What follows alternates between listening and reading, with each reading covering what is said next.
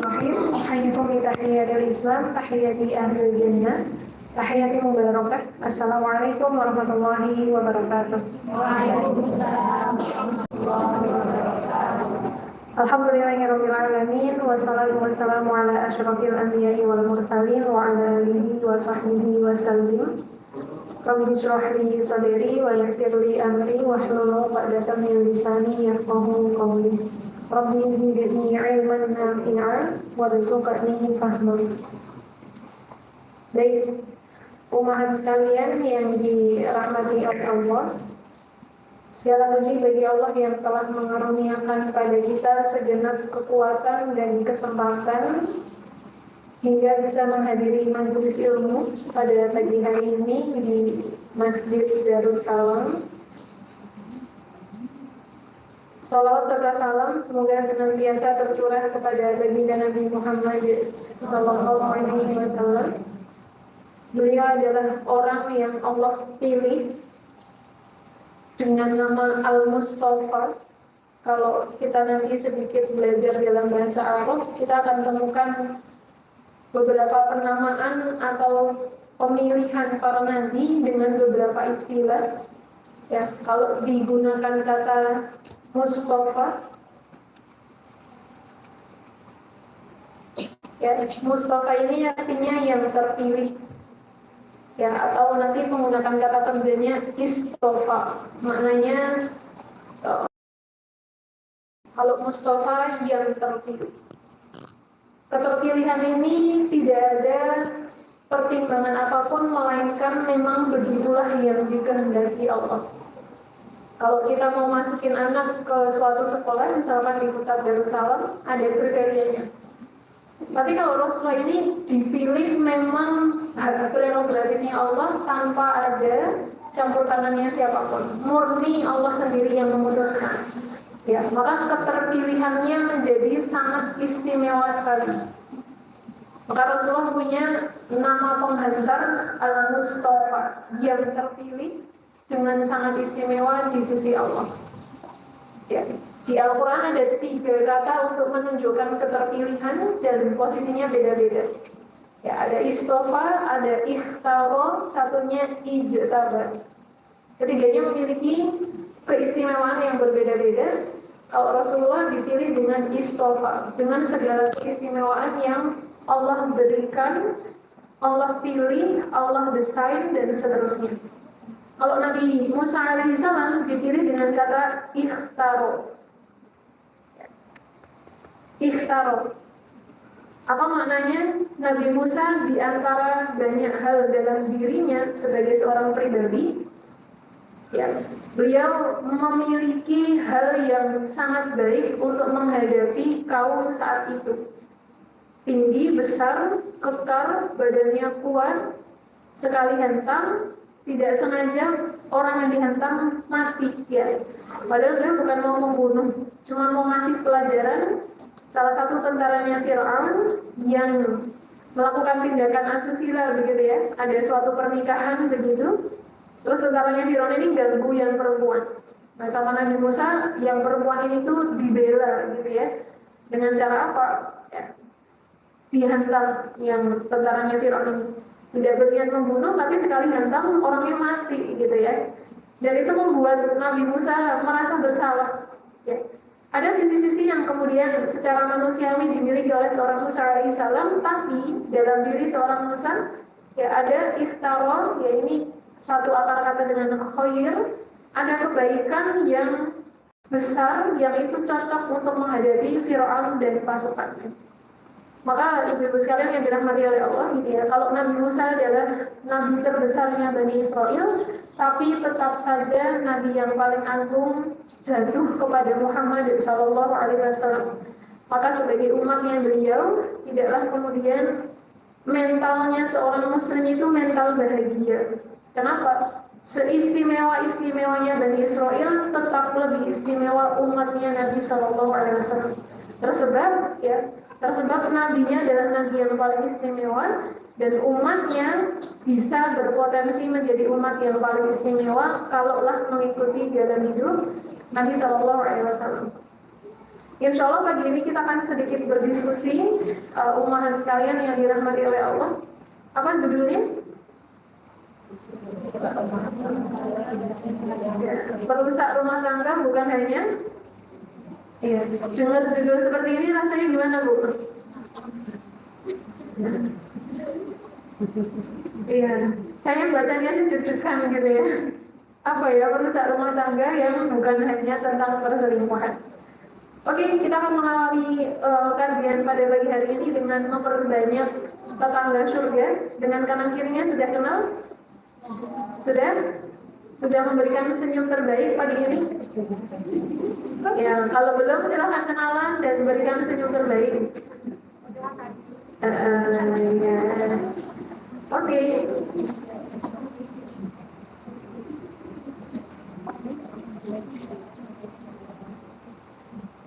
Umat sekalian yang dirahmati oleh Allah, ini adalah poin bahasan yang diamanahkan kepada kami dari GKM Masjid Darussalam. Apa poin bahasannya? Pertama, membahas tentang isu keretakan rumah tangga. Kedua, mendiskusikan penggunaan standar media sosial. Paling terkenal standar apa, Bu? Standar motor? Standar TikTok, ya. Standar TikTok sebagai standar rumah tangga. Ternyata yang pakai standar TikTok tidak hanya anak muda, ya, anak remaja, tapi ternyata sudah mempengaruhi keluarga Muslim juga, ya. Kemudian apa treatment terbaik seorang istri terhadap suami yang bersikap kurang baik? Ini ada suami-suami kan? Ada ya, beliau berdua. Oke, 4 silent treatment bukan solusi. Ya, benar sekali ya. Silent treatment ini sangat menyakitkan. Terakhir, sudut pandangnya Al-Quran menghadapi kasus rumah tangga.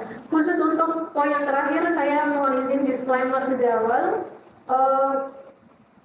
Untuk materi yang terakhir ini sangat membutuhkan waktu yang sangat banyak. Kenapa? Al-Quran menyebut sekira-kiranya hampir 20 tokoh perempuan. Ada yang disebut by name, satu aja, Maryam alaihissalam. Yang lainnya disebut dengan isyarat. Istrinya Nuh, Imro'atul Nuh. Istrinya Lut, Imro'atul Lut. Istrinya Fir'aun, Imro'atul Fir'aun. Istrinya Zakaria, Imro'atul Zakaria. Istrinya Al-Aziz, penguasa Mesir, Imro'atul Aziz. Yang kemudian sebagian orang menyebutnya dengan Zulaikha, walaupun itu pro kontra gitu ya. Kalau Al-Quran tidak menyebut namanya langsung, ya. Dan beberapa keluarga-keluarga lain yang disebut oleh Al-Quran. Sehingga ibu-ibu sekalian yang dirahmati oleh Allah, pada poin terakhir mungkin nanti sifatnya hanya pemantik begitu ya, karena ini materinya sangat dalam sekali. Untuk poin terakhir, bagaimana Al-Quran menghadapi kasus rumah tangga. Dari kasus kecil sampai kasus berat, semuanya ada ceritanya di dalam Al-Quran.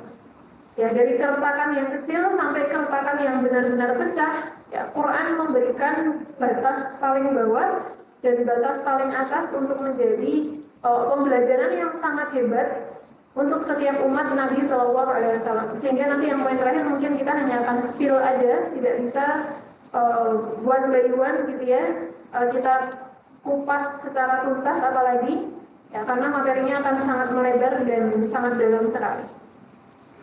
Baik, ibu-ibu sekalian, ummahat, bunda-bunda yang dirahmati oleh Allah. Oke. Mohon tanyakan dengan sebelahnya, menurut ibu-ibu, bunda-bunda, ummahat sekalian yang hadir di sini, apa penyebab keretakan rumah tangga? Monggo silahkan. Ya, hadirnya kita di pengajian, saya lebih suka mengajak semua yang hadir untuk berpikir. Apalagi para ummahat, ya, ummahat itu adalah al-ummah berasatul ula. Kalau umminya jarang berpikir, ngajarin anaknya gimana gitu ya. Maka kalau hadir pengajian seperti ini, saya lebih suka mengajak diskusi orang per orang gitu ya, agar terstimulasi menggunakan fitrah akliyah ya, fitrah yang Allah berikan untuk berpikir. Mari silahkan, boleh diskusi dengan sebelahnya beberapa menit ke depan, 2-3 menit. Apa yang menyebabkan keretakan dalam rumah tangga? Mari.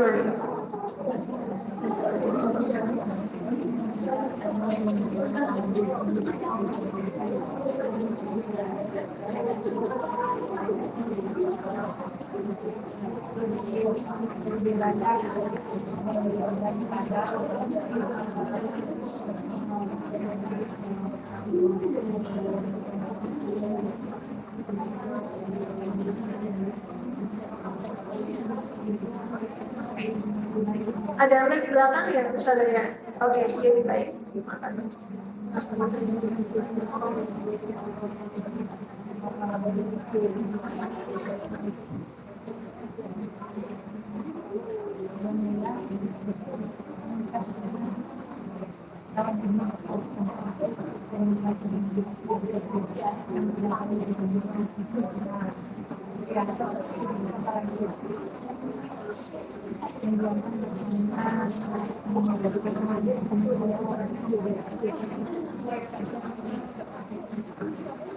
Oke, baik.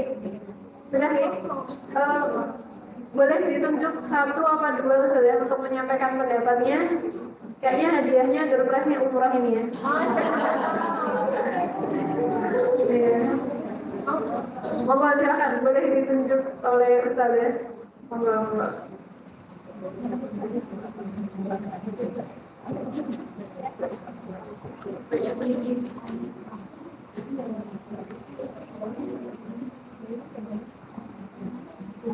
Nggak usah isi kolom dulu saja untuk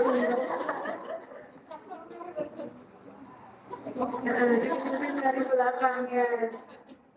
Kalau dari depan biasanya pada nunduk semua biar nggak ditunjuk ya. Dari belakang nggak tahu mic-nya sampai di pundak tiba-tiba ya. Iya, mari boleh di-sharingkan apa tadi hasil diskusinya.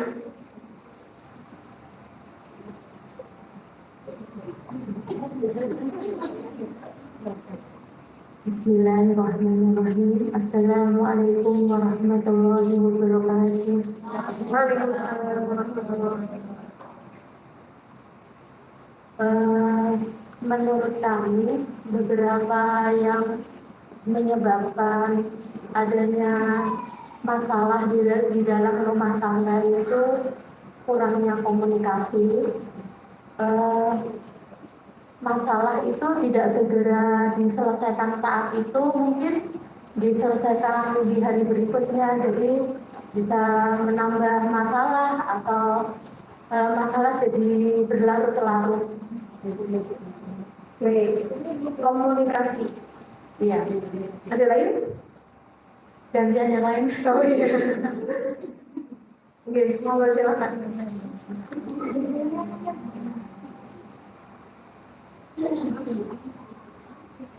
Dikembalikan aja ke beliau biar beliau menunjuk.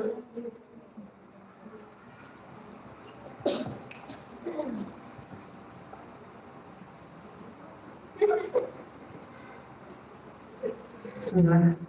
Assalamualaikum warahmatullahi wabarakatuh. Hal-hal yang bisa menjadi keretakan dalam rumah tangga itu menurut kami tadi pertama kurangnya ilmu, terus adanya rasa ego, saling ingin menang sendiri dan kurang saling memahami. Gitu. Apalagi Assalamualaikum, saya menambahkan ya,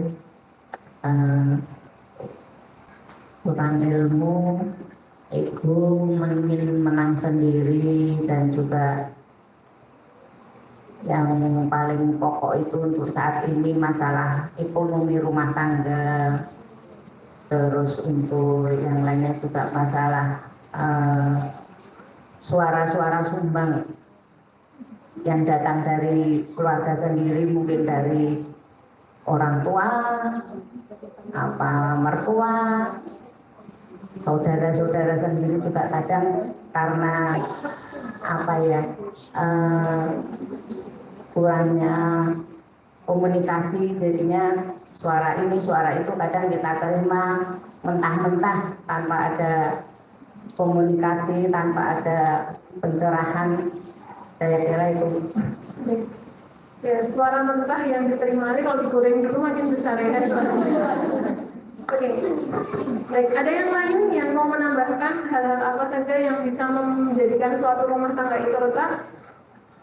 Yang pengen dibahas di pagi ini, karena kalau mau bicara sumber keretakan, wah itu bejibun-jibun sumbernya. Yang pengen dibahas di pagi ini, ada yang mau request barangkali? Insya Allah nggak ada yang retak nih di sini rumah tangganya. Kalau gitu kita tutup Ustadz Irul kajiannya. Ada? Ada yang mau request khusus penyebab keretakan rumah tangga? Oh gitu aja. Monggo silakan Ustadz.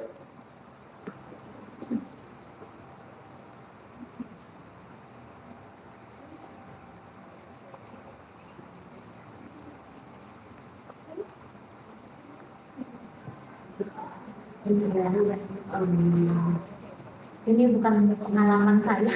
Oh iya, nggak apa-apa. Tapi ada teman saya yang lagi mengalami ini dan curhat sama saya, menghadapi puber laki-laki yang kedua. Jadi belum ada orang ketiga, tapi suaminya berusaha untuk mencari sosok orang ketiga tersebut, dengan PDKT sama perempuan-perempuan lain. Itu yang beliau tanyakan pada saya, dan saya pun mau ingin menjawab, bingung, makanya saya datang ke sini, siapa tahu saja bisa memberikan tips-tips. Nanti saya sampaikan ke beliau kayak gitu. Oh iya, Terima kasih saja. Oke, ada lagi? Sudah cukup dulu ya, nanti kita coba beberapa diskusikan. Umat sekalian, bunda-bunda yang dirahmati oleh Allah, apa saja penyebab keretakan rumah tangga? Secara real jawabannya sangat banyak. Tapi di kajian pagi hari ini kita akan memetakannya menjadi dua sumber utama keretakan suatu rumah tangga. Ya, pertama kita sebut sebagai sumber internal, kedua sumber eksternal. Ya, sumbernya cuma ini saja. Boleh ditebak sumber internal ini kira-kira yang dimaksud siapa? Hah? Iya, suami dan istri itu sendiri. Jadi kita membatasi definisi sumber internal sama dengan suami dan istri itu sendiri. Jadi mengarah pada dua orang sekaligus. Kalau sumber eksternal? Orang ketiga. Terus apa lagi? Ya, orang ketiga dalam makna selingkuh, orang lain dalam makna ya mertua atau keluarga besar. Ada lagi? Ada satu yang belum disebut dari awal. Anak, pergaulan. Satu sosok ini bahkan punya dewan syuroknya untuk menghancurkan rumah tangga muslim. Ya. Salah satu target yang dimiliki setan, umat sekalian yang dirahmati oleh Allah, adalah menghancurkan rumah tangga muslim. Bahkan itu menjadi target besarnya mereka. Panjenengan kemarin datang syuroknya para setan? Ya, sampai iblis itu akan mengapresiasi pasukannya dalam wujud setan. Iblis itu jumlahnya berapa, Bu? Iblis jumlahnya berapa? Kita tutup pengajiannya. Iblis jumlahnya berapa? Berapa? Satu. Ada lain? Jangan yang ke kanan, yang ke kanan bukan iblis itu ya. Iblis jumlahnya berapa? Kata adiknya 10. Berapa? Ayo mari ini bab akidah sangat basic sekali. Iblis jumlahnya berapa?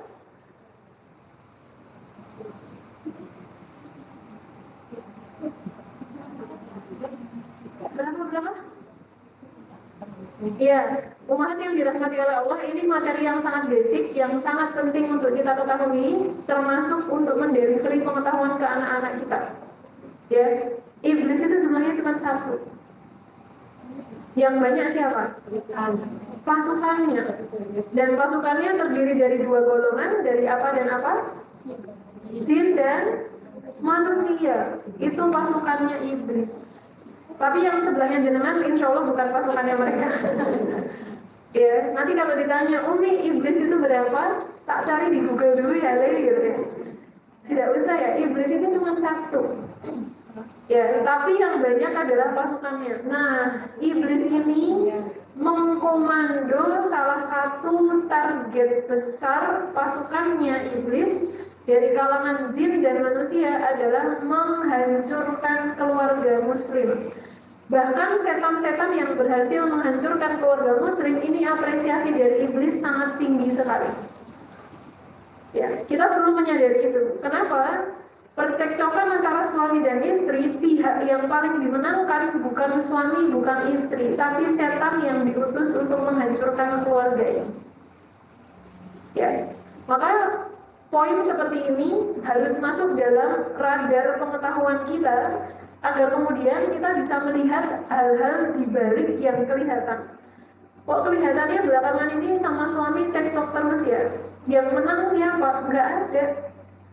Tapi yang benar istrinya loh, iya. Tapi kalau istrinya sama-sama cekcok dengan suami, dua-duanya sudah masuk perangkapnya yang menang setan. Ya, persis ketika anak kita tantrum, terus tantrum berikutnya akan dilakukan oleh siapa?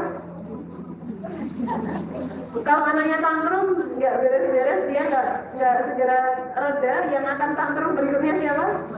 Emaknya. Persis. Ya, begitu emaknya tantrum, itu yang tepuk tangan siapa? Nah, berarti panjenengan besok kalau mau tantrum juga harus ingat akan ada pihak yang tepuk tangan, karena dia akan sangat mendapatkan posisi yang tinggi di mata iblis, gitu ya. Kenapa? Karena setan itu sebagian ditugaskan oleh iblis ya untuk menghancurkan rumah tangga muslim, salah satunya dengan itu tadi. Pantikan-pantikan emosi yang tidak dimanajemen itu akan menghasilkan ya, api yang membesar sampai retak antara ibu dengan anak, suami dengan istri, dan seterusnya.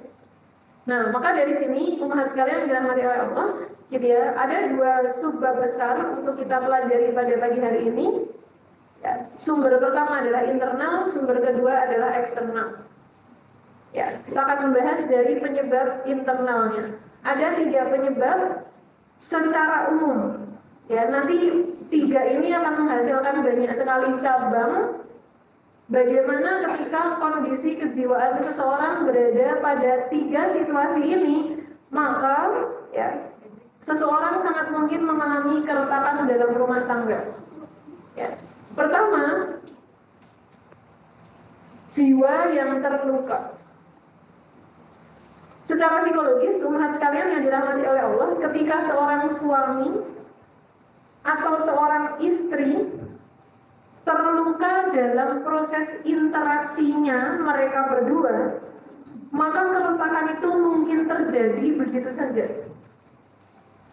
Ya, kalau panjenengan perhatikan ya, dari hal yang paling sederhana, cuman masalah manggil tapi nggak dengar. Istrinya di dapur, suaminya di kamar atau di ruang depan. Manggil pertama nadanya gimana? Bi, masih enak? Bi, gitu. Masih enak nggak didengar? Nah, tetapi nggak ada jawaban. Terus manggil kedua, nadanya gimana? Iya, kalau tadi C sama dengan Do, sekarang C sama dengan Re, naik, Bi, gitu ya. Masih nggak ada jawaban. Padahal nyata-nyata suaminya nggak tidur, di depan lagi main HP. Terus istri ini kira-kira kan ngapain Bu? Manggil lagi untuk ketiga kalinya, tapi nadanya C sama dengan iya, bukan lagi C sama dengan Do, Re, Mi, sudah sampai ke iya, bukan Sol, Do yang paling atas lagi gitu ya. Iya, paling atas, kira-kira nadanya gimana? Nah itu persis kalau di rumah kan gitu ya. Yang ketiga ini yang kedengeran di telinga suami kita. Beliau yang lagi duduk santai tenang mendapatkan kiriman C sama dengan do paling tinggi, gitu ya. Kira-kira kan tersinggung nggak? Tersinggung nggak? Tersinggung. Oh ini loh, manggil teriak-teriak di saat yang sama, istrinya tersinggung nggak? Kenapa? Dipanggil halus nggak dijawab, naikin dikit nggak dijawab, giliran nada paling tinggi disalah paham. Sederhana nggak Bu? Sederhana, tapi kalau pola-pola seperti ini berulang, hal kecil yang berulang, luka gores kecil yang berulang, lama-lama akan menjadi isu keretakan paling awal sebelum muncul tumpukan yang lebih besar.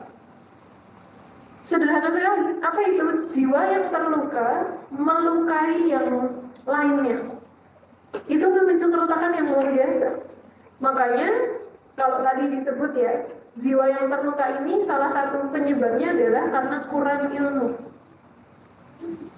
Kenapa disebut kurang ilmu? Andai kata para suami dan para istri itu tahu ilmu komunikasi, gitu ya, mungkin hal-hal seperti ini bisa diantisipasi. Pada kasus yang tadi saya contohkan, gitu ya, ada satu bahasan yang menarik, ibu-ibu sekalian yang dirahmati oleh Allah, gitu ya. Salah satu ayat di surah Al-Imran, Allah sudah memberikan pengetahuan dasar.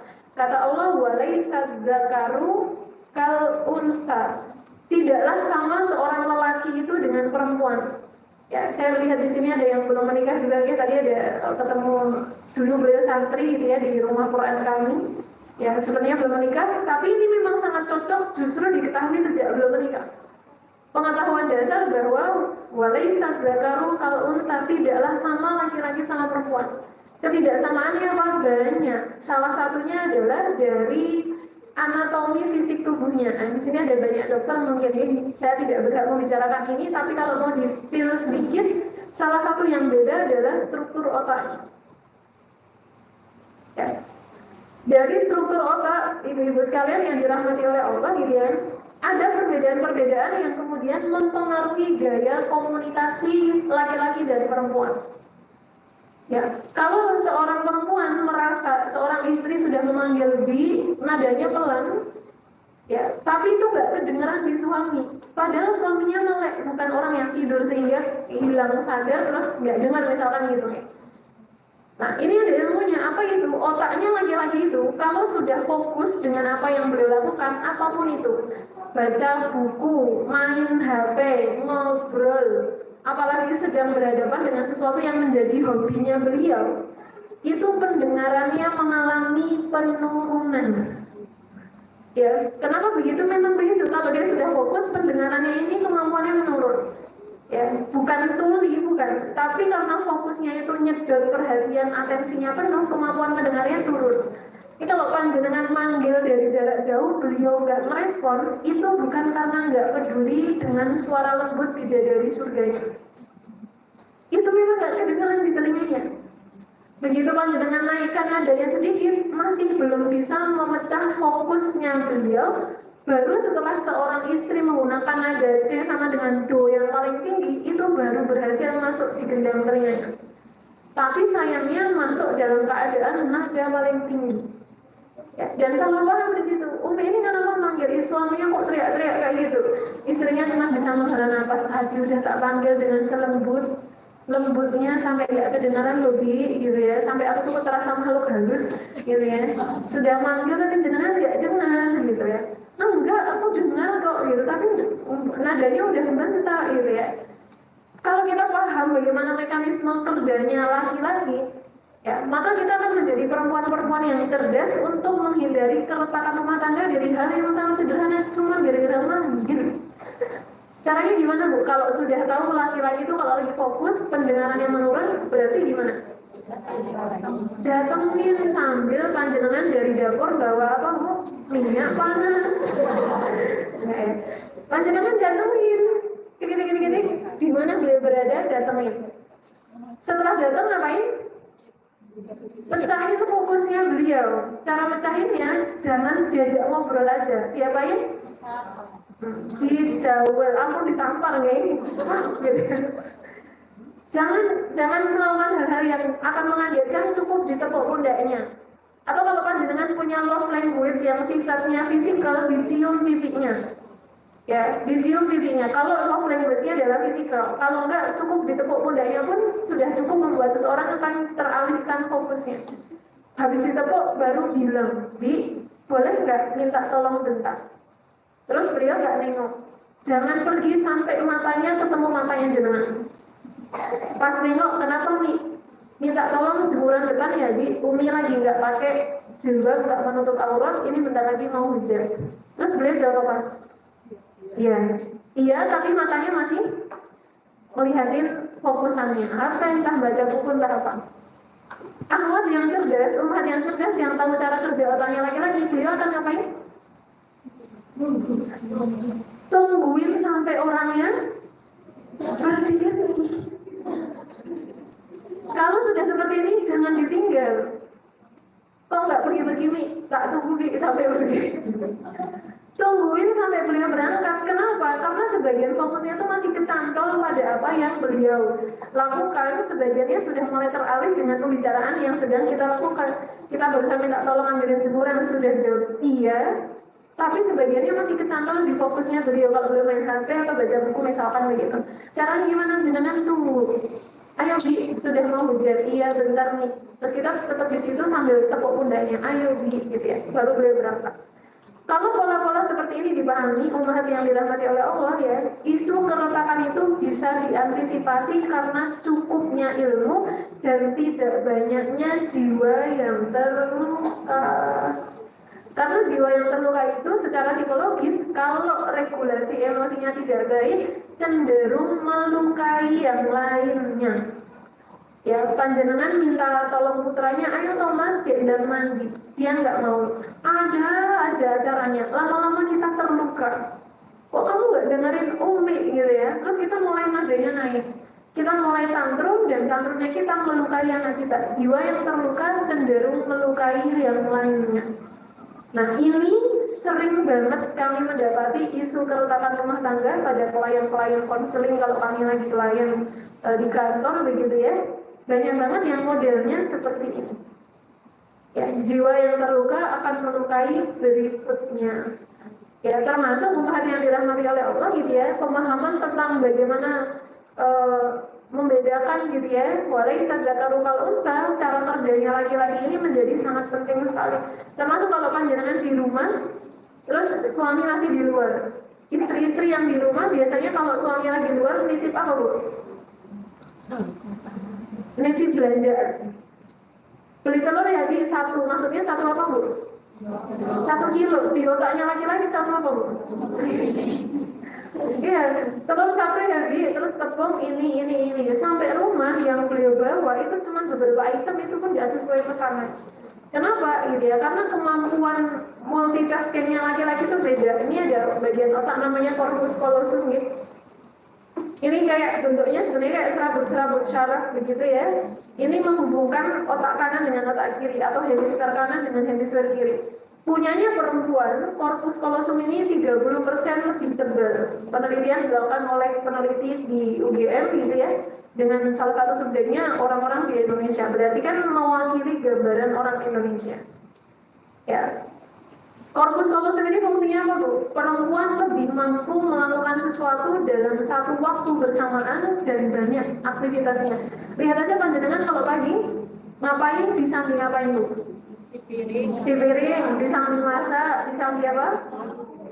Ya, bangunin anak, nyuruh dia mandi, nyiapin baju, nyetrika nyala, kompor nyala, telur sudah di atas teflon. Itu semua ada yang gagal nggak dilakukan? Iya, biasanya nggak ada, walaupun mungkin telurnya nggak gosong dikit, tapi nggak yang sampai parah gosong banget atau setrikanya sampai dibolongin baju anak. Jarang sekali, tapi kalau panjenengan tak tolong suami, apa yang terjadi? Tungguin telurnya ya Bi, tak bangunin anaknya gitu ya. Telurnya tuh di depannya beliau, gitu ya. Tapi tetap aja kosong, entah apa yang terjadi gitu ya. Kenapa bisa seperti itu? Kalau kita tahu ilmunya, ibu-ibu sekalian yang dirahmati oleh Allah, hal-hal kecil seperti itu bisa diantisipasi untuk tidak menjadi luka. Ngomong-ngomong tentang luka, ya ngomong-ngomong tentang luka, biasanya yang lebih lama menyimpan luka itu laki-laki atau perempuan? Ya, suami udah merasa nggak melakukan dosa gitu ya Bu ya, bisa tidur, bisa pergi dengan enak ya, istrinya ngedumel tuh sehari nggak selesai. Nah, maka karena perempuanlah yang paling sering menyimpan luka, selain itu karena perempuan ahli sejarah, betul Bu? Ya, masalah yang sudah berlalu sekian waktu tuh masih bisa diingat ya. Kita nggak kuliah di Fakultas Sejarah, tapi secara otomatis menjadi ahli sejarah. Ya bisa mengingat-ingat banyak hal gitu ya terkait apa yang terjadi, apalagi kalau itu adalah luka. Karena istrilah yang sangat mungkin menyimpan luka lebih lama, maka dalam hal ini antisipasinya selain ilmu yang cukup tentang perbedaan laki-laki dan perempuan, gitu ya, ilmu yang cukup.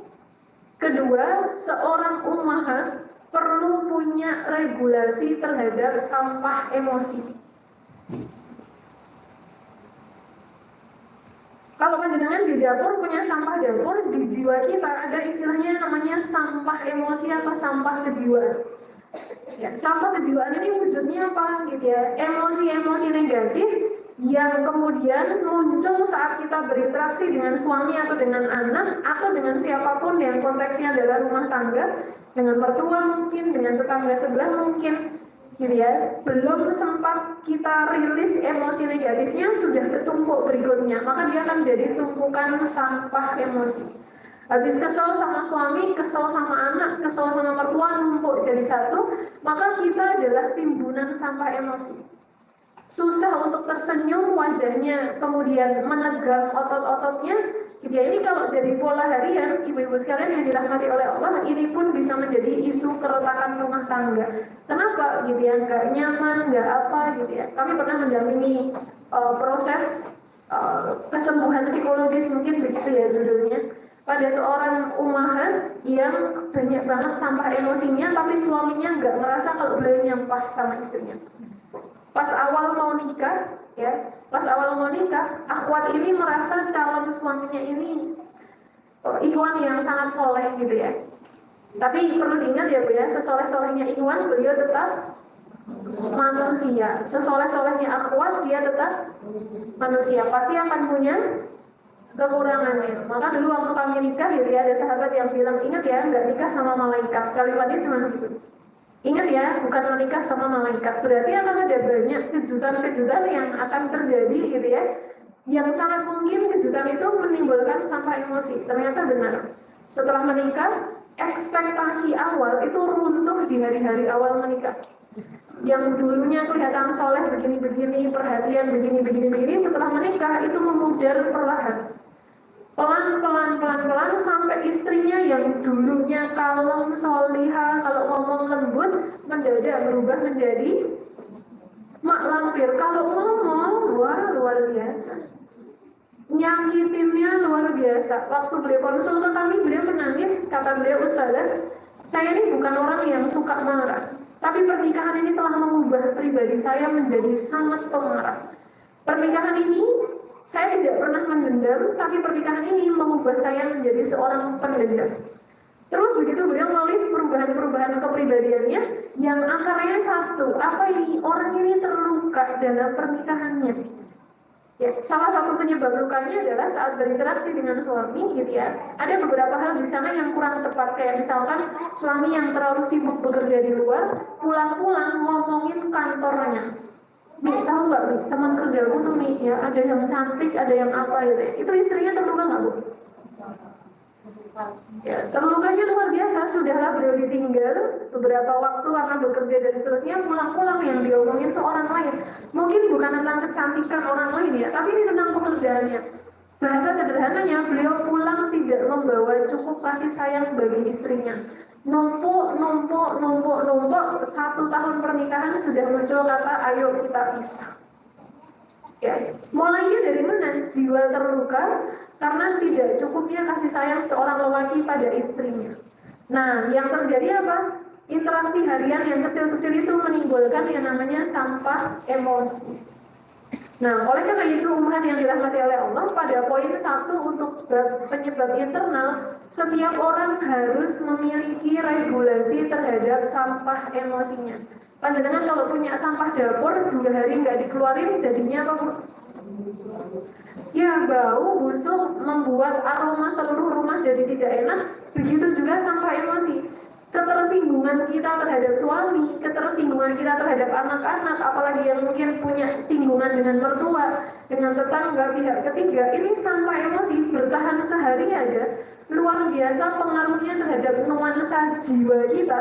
Dan kalau panjenengan adalah seorang ibu, nuansa jiwa ibu itu mempengaruhi kepengasuhan ke anaknya. Ya, kami mendampingi beberapa umahat yang memiliki problematika begitu ya, suaminya diam-diam pinjol, sekali tagih bisa sampai 7 juta, 10 juta, padahal aplikasinya nggak cuma satu. Dan itu bisa urut gitu ya, hari ini yang nagih berapa juta, besok yang nagih berapa juta, dan itu dari aplikasi yang berbeda. Sedangkan beliau sendiri harus handle 4 putranya.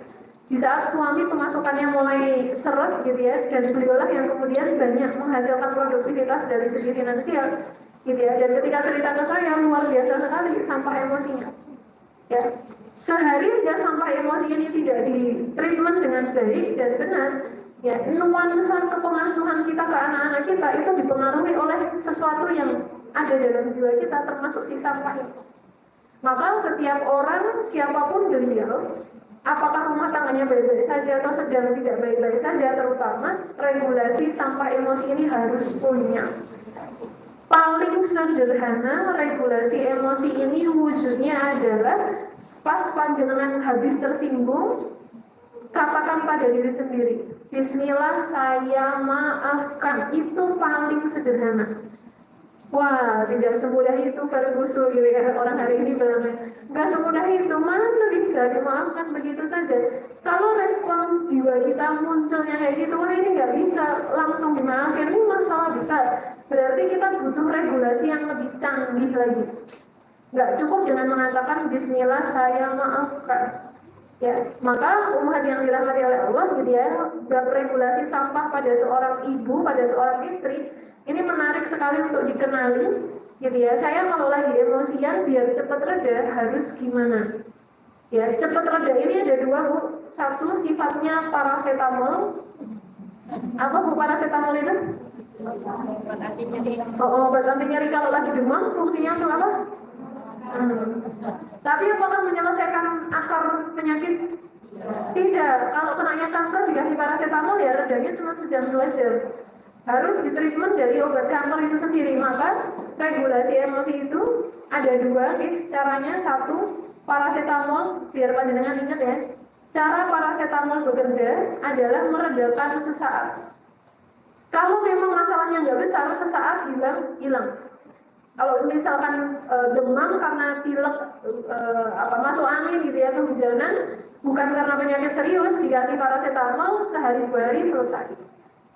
Tapi kalau ini bukan tentang demam yang biasa, demam yang disebabkan oleh penyakit yang serius, maka kita nggak cuma butuh paracetamol, kita butuh antibiotik. Nah, panjenengan perlu punya 2 pertolongan pertama pada sampah emosi dengan 2 ini. Satu, kebutuhan terhadap paracetamol yang bisa meredakan kejiwaan kita saat itu. 2, kita butuh antibiotik yang menyelesaikan akar masalahnya. Nah, karena antibiotik ini bahasanya panjang nih, Dokter Lili gitu ya, nggak sembarangan orang boleh dikasih antibiotik. Tapi kalau paracetamol, setiap orang harus menemukannya sendiri dalam kesehariannya. Silahkan tanya dengan sebelahnya, Bu, kalau panjenengan lagi terbakar emosi, tumpukan sampah emosinya banyak, yang jadi paracetamol wujudnya apa? Yuk, silahkan diskusi dengan sebelahnya. Wujudnya bisa berbeda-beda satu orang dengan orang lain, tapi harus punya. Ya, mari kenali paracetamol bagi para umahat biar lebih sehat jiwanya. Silahkan.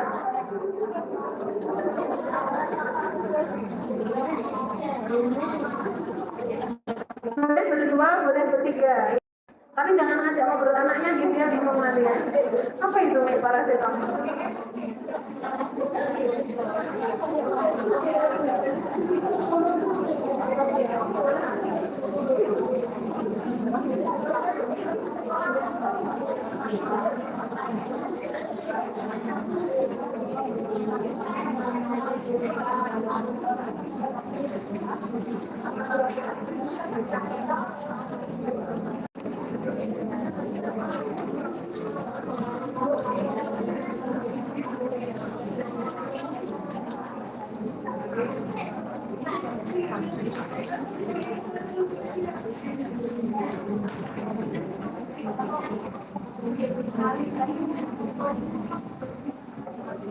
Oke, kita coba sharingkan ya. Siapa tahu paracetamol satu orang bisa cocok untuk orang lain ya.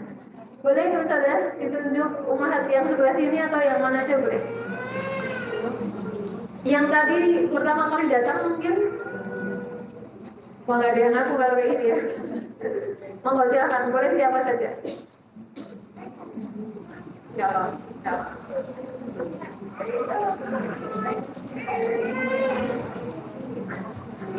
Ya boleh yang lain, nggak apa-apa yang lain aja.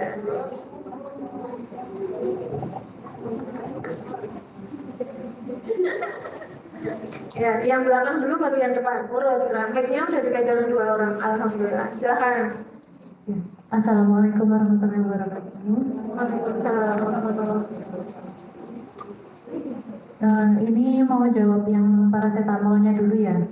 Silakan. Kalau yang paracetamolnya ini setelah diskusi dengan sebelah, kurang lebih me time, kayak misalnya rebahan, istirahat, terus nangis. Nanti kalau udah selesai, kalau dari saya sih biasanya journaling, lebih kayak nulis apa yang dirasakan. Baru nanti kalau udah bisa cerita sama orang lain, bercerita kayak gitu. Oke. Kalau untuk antibiotiknya mungkin perlu konsultasi ke psikolog atau ke psikiater. Terima Oke, kasih. ya baik. Terima kasih. Silakan Ibu yang depan.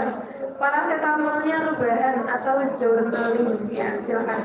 Kalau dari saya, kalau untuk paracetamolnya biasanya lebih ke diam dulu, istighfar, habis itu makan. Oh gitu. Ada Bu. Dan itu bekerja ya Bu ya, jadi lebih reda emosinya ya.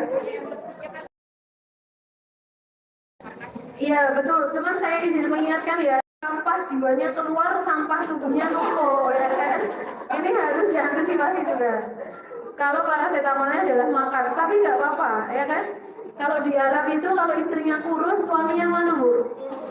Tapi kalau istrinya berisi, suami merasa sukses membesarkan istrinya. Oke. Apalagi mau silakan.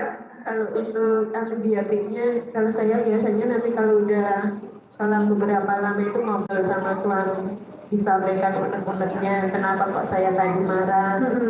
Masya Allah. Terus gimana? Setelah ngobrol sama suami merespon dengan seperti apa Bu? Kalau boleh tahu?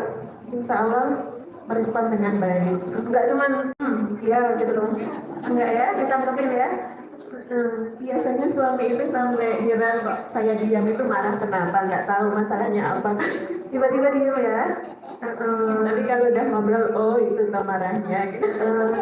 Berarti kalau istrinya udah mulai ngomong udah mulai sehat lagi ya. Oh boleh saya tulis ya, paracetamol tercepat adalah ditransfer rekening ya. Ya, oke, transfer ya. Kalau nomor 4 ini cocok nggak Bu? Nggak juga ya, karena ada kemarahan yang tidak bisa dibeli dengan uang, bisanya dibeli dengan makan itu cinta Bu ya. Iya. Oke. Yang lain lagi, mari kita kenali paracetamol ini karena ini sangat penting untuk mencegah isu keretakan itu. Karena kalau ini nggak diredam Bu, dia akan menjadi bola api yang terus membesar. Yuk, boleh mic-nya digeser? Oke, dari yang belakang tadi, boleh sudah silakan.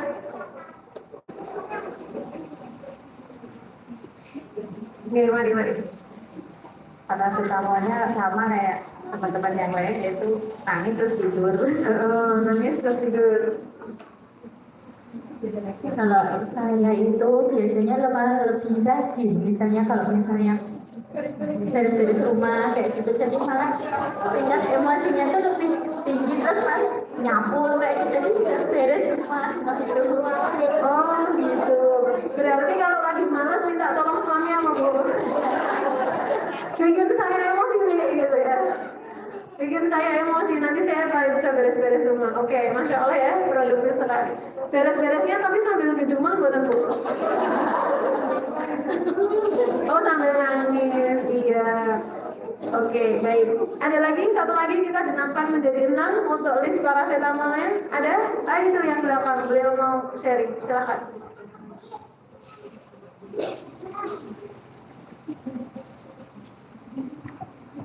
Kalau saya biasanya senam. Wah, Jalan. habis marah sama anak langsung senam. Enggak, kalau misalnya ada apa yang dikirim, Oke, pelampiasannya itu ke senam. Masya Allah. Atau menulis, ini biasanya nanti ada note yang di HP itu saya Keluarkan ya. tuangkan itu yang Tapi habis itu tidak diposting dimanapun kan? Ya betul. Oke, jazakumullah khair. Ya, aktivitas fisik itu bisa mengalirkan sampah emosi, ya betul. Jadi sebenarnya di antara semua ini, nanti panjenengan yang belum punya polanya bisa dicoba. Beres-beres, senam atau aktivitas fisik yang lain itu salah satu cara cepat mengeluarkan sampah emosi. Energi negatifnya nggak jadi marah-marah, nggak jadi mukul-mukul, banting-banting, tapi lebih kepada pengelolaan fisiknya kita. Beres-beres, senam atau keliling kampung bentar gitu ya, jalan-jalan dan sebagainya, mengeluarkan energi fisik itu bisa mengurangi sampah emosi walaupun sifatnya paracetamol sejenak aja. Ya. Nah, oleh karena itu umat yang dirahmati oleh Allah gitu ya, pada poin awal ini gitu ya, saya mengajak diri saya sendiri dan mengajak umat sekalian untuk mengenali luka yang biasanya kita miliki dan mengenali regulasi sampahnya. Ini penting sekali, minimal kita tidak menjadi sumber keretakan dalam rumah tangga dari hal yang sifatnya sangat mikro dan daily activity keseharian banget. Ya, sifatnya keseharian banget. Ini penting, kenapa begitu? Biar kita tidak menumpuk permasalahan kesehatan fisik di waktu tua. Kalau sampah emosi itu terlalu banyak, Bu, ya, untuk satu kali sedih, panjenengan merasa terluka, terus sedih, gitu ya. Karena mungkin suami melakukan sesuatu yang membuat kita sedih. Untuk satu kali sedih, sel-sel tubuh kita ini butuh hampir seminggu sampai sebulan untuk recovery satu kali sedih. Kalau sedihnya tiap hari, tubuh kita bisa merecovery itu tentu butuh waktu yang lebih lama. Ya, nanti kalau nggak kuat, dia akan menjadi cikal bakal turunnya imunitas dan bisa jadi satu penyakit tertentu. Ada seorang dokter gitu ya, ketika beliau masuk ke IGD karena paru-paru atau jantungnya bermasalah, gitu ya, beliau dokter senior gitu ya, terus ketika ada dokter yang lebih muda, si dokter yang senior ini cuma tutup mata terus beliau bilang, sebenarnya saya tahu saya kenapa dengan penyakit fisiknya itu. Sambil menutup mata beliau bilang, sudah 20 tahun saya menyimpan benci dan dendam. Ya, dan itu sudah mengefek pada kemampuan sel tubuhnya untuk sehat, untuk bangun imunitas dan sebagainya. Maka umat yang dirahmati oleh Allah ini materinya sangat basic sekali, kelihatan sangat mikro, tapi dari sini sangat mungkin muncul masalah berikutnya yang akan lebih besar. Ya, beberapa waktu yang lalu kami juga menyimak case report dari seorang dokter gitu ya. Ada seorang ibu gitu ya, ternyata sama suaminya sering cekcok, pertengkaran yang kemudian baik lagi, bertengkar baik lagi gitu ya. Sampai titik tertentu istrinya mengalami semacam kayak serangan jantung gitu ya, kolaps, dibawa ke IGD, terus suaminya masih bisa bercanda. Dia memang biasanya kayak gitu kok, nanti juga sembuh gitu ya. Cuman hari itu gitu ya, kondisinya lain. Kondisi fisik istrinya ternyata sudah sangat lemah gitu ya, sampai dokternya ngasih tahu, ini kalau ibu ini masih bisa selamat Pak, jenengan harus sangat hati-hati menjaga beliau. Madem suaminya kaget, ternyata percekcokan yang selama ini terjadi itu kerekam oleh tubuh, dan ada bagian tubuh yang ketika dia tidak kuat, maka disitulah sangat mungkin imunitasnya turun dan menjadi cikal bakal penyakit. Tidak selalu, tapi beresiko. Oke, sepakat Bu? Dikenali ya paracetamolnya ya. Ya, jangan terbiasa menumpuk sampah emosi ketika jiwa terluka dalam interaksi rumah tangga. Sampai sini clear? Atau ada yang mau ditanyakan dulu? Sebelum kita pindah ke bahasan yang lain. Ya, luka yang saya bahas memang sengaja yang ringan aja, karena kalau lukanya mau dibahas yang dalam banget, wah nanti sampai akhir nggak selesai materinya guys. Oke, kedua penyebab keretakan rumah tangga adalah jiwa yang bernoda. Kalau tadi ada keterlukaan, nah luka ini bisa dimulai karena jiwanya bernoda. Noda ini maksudnya apa? Umat yang dirahmati oleh Allah, sudah tahu ilmunya tapi tidak diamalkan dan cenderung dilanggar. Ya, sudah tahu ilmunya tapi tidak diamalkan dan cenderung dilanggar. Ini juga sering menyebabkan keretakan internal. Misalkan, ya contohnya nih, suaminya sudah tahu kalau istrinya nggak suka, ya. Misalkan suaminya pulang terlalu larut, udah tahu sih rumusnya, tapi tetap aja dilanggar. Terus sering jadi percekcokan. Ini namanya jiwa yang bernoda. Sudah tahu ilmunya, sudah tahu kebiasaan istri dan suaminya, tapi ada hal-hal yang kemudian tetap dilanggar. Itu menunjukkan apa? Jiwa yang bernoda. Termasuk yang disebut bernoda adalah melanggar aturannya Allah. Setiap satu kali kita melakukan maksiat, maka gitu ya, hati yang awalnya bening, ya hati itu bukan putih ya, dia bening. Tapi setiap kali kita melanggar aturannya Allah, akan ada satu noda di dalam hati kita. Dan satu noda ini akan mengajak kawan-kawannya untuk mengotori hati pada langkah-langkah berikutnya. Sampai hati itu penuh dengan noda. Kalau sudah seperti ini, kita memandang masalah keluarga, kita memandang pernikahan seperti orang yang pakai kacamata, tapi kacamatanya sangat berdebu. Semua hal bisa jadi masalah. Ya, kenapa? Sebenarnya hal-hal yang ada di keluarganya tuh biasa aja. Tapi entah kenapa pada jiwanya semua hal itu bermasalah. Salahnya di mana? Kacamatanya kotor. Dan kacamata pada setiap jiwa itu tidak terletak pada mata yang ada di wajah, tapi mata yang ada di hati. Hati kalau bernoda melihat semua hal jadi bermasalah. Anaknya nggak salah aja kena marah. Anaknya melakukan hal kecil aja luar biasa ibunya jadi tantrum. Padahal masalahnya sederhana. Tapi jadi besar. Kenapa? Kacamatanya kotor. Dan kacamata itu ada di dalam hati kita. Apa penyebab kacamata kita kotor? Ada banyak hal yang sudah kita ketahui ilmunya tapi masih dilanggar, sehingga menyebabkan hati penuh noda. Hati yang bernoda melihat masalah menjadi semakin bermasalah. Jadi nggak ada ceritanya menyelesaikan masalah tanpa masalah. Kayak rumusnya siapa Bu? Ya. Kalau ini menyelesaikan masalah dengan masalah baru. Kenapa? Kacamatanya kotor. Kalau saya pakai kacamata hitam, semua yang saya lihat itu jadi menghitam.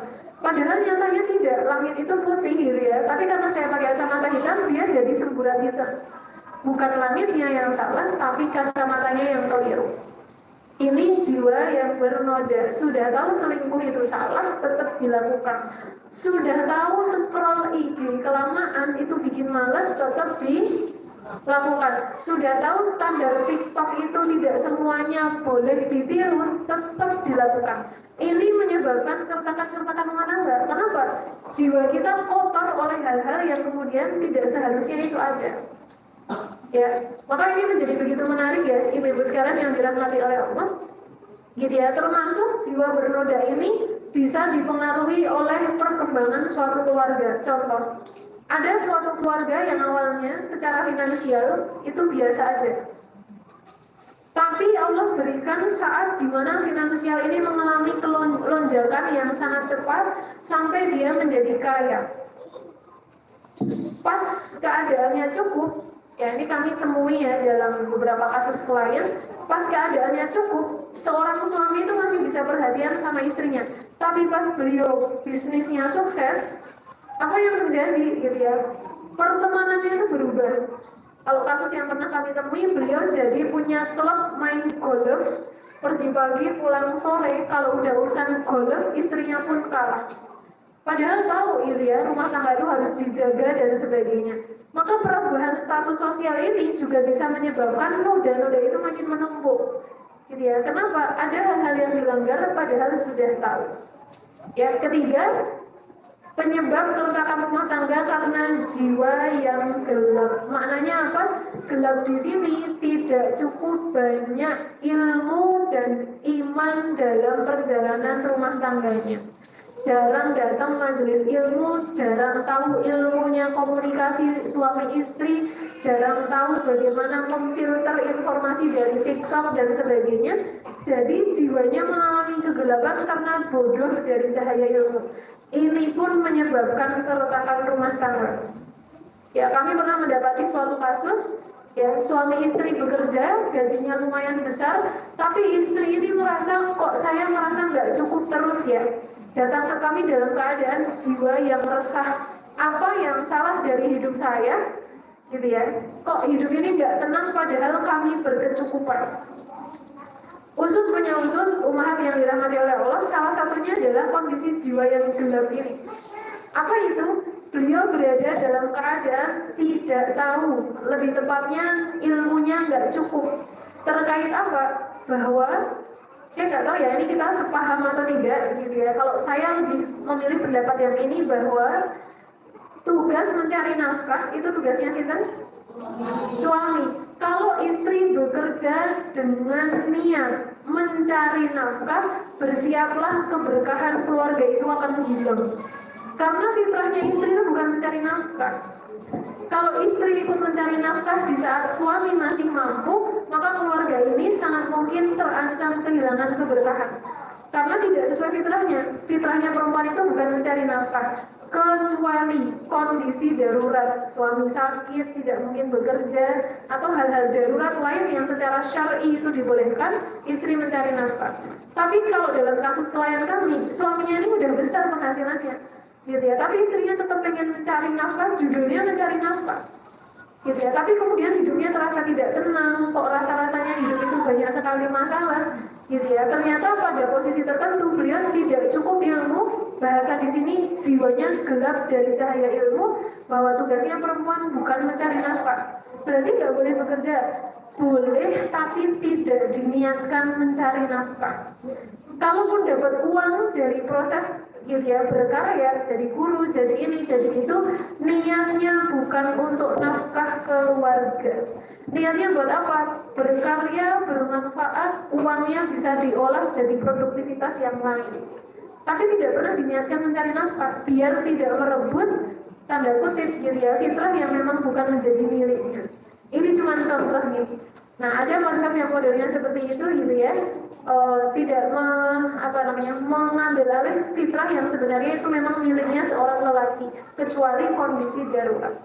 Nah, ini tiga ini saya bahas secara ringkas banget, tidak didetailkan nih karena waktunya terbatas. Kita ulang ya, penyebab internal keretakan rumah tangga adalah kondisi kejiwaan suami dan istri.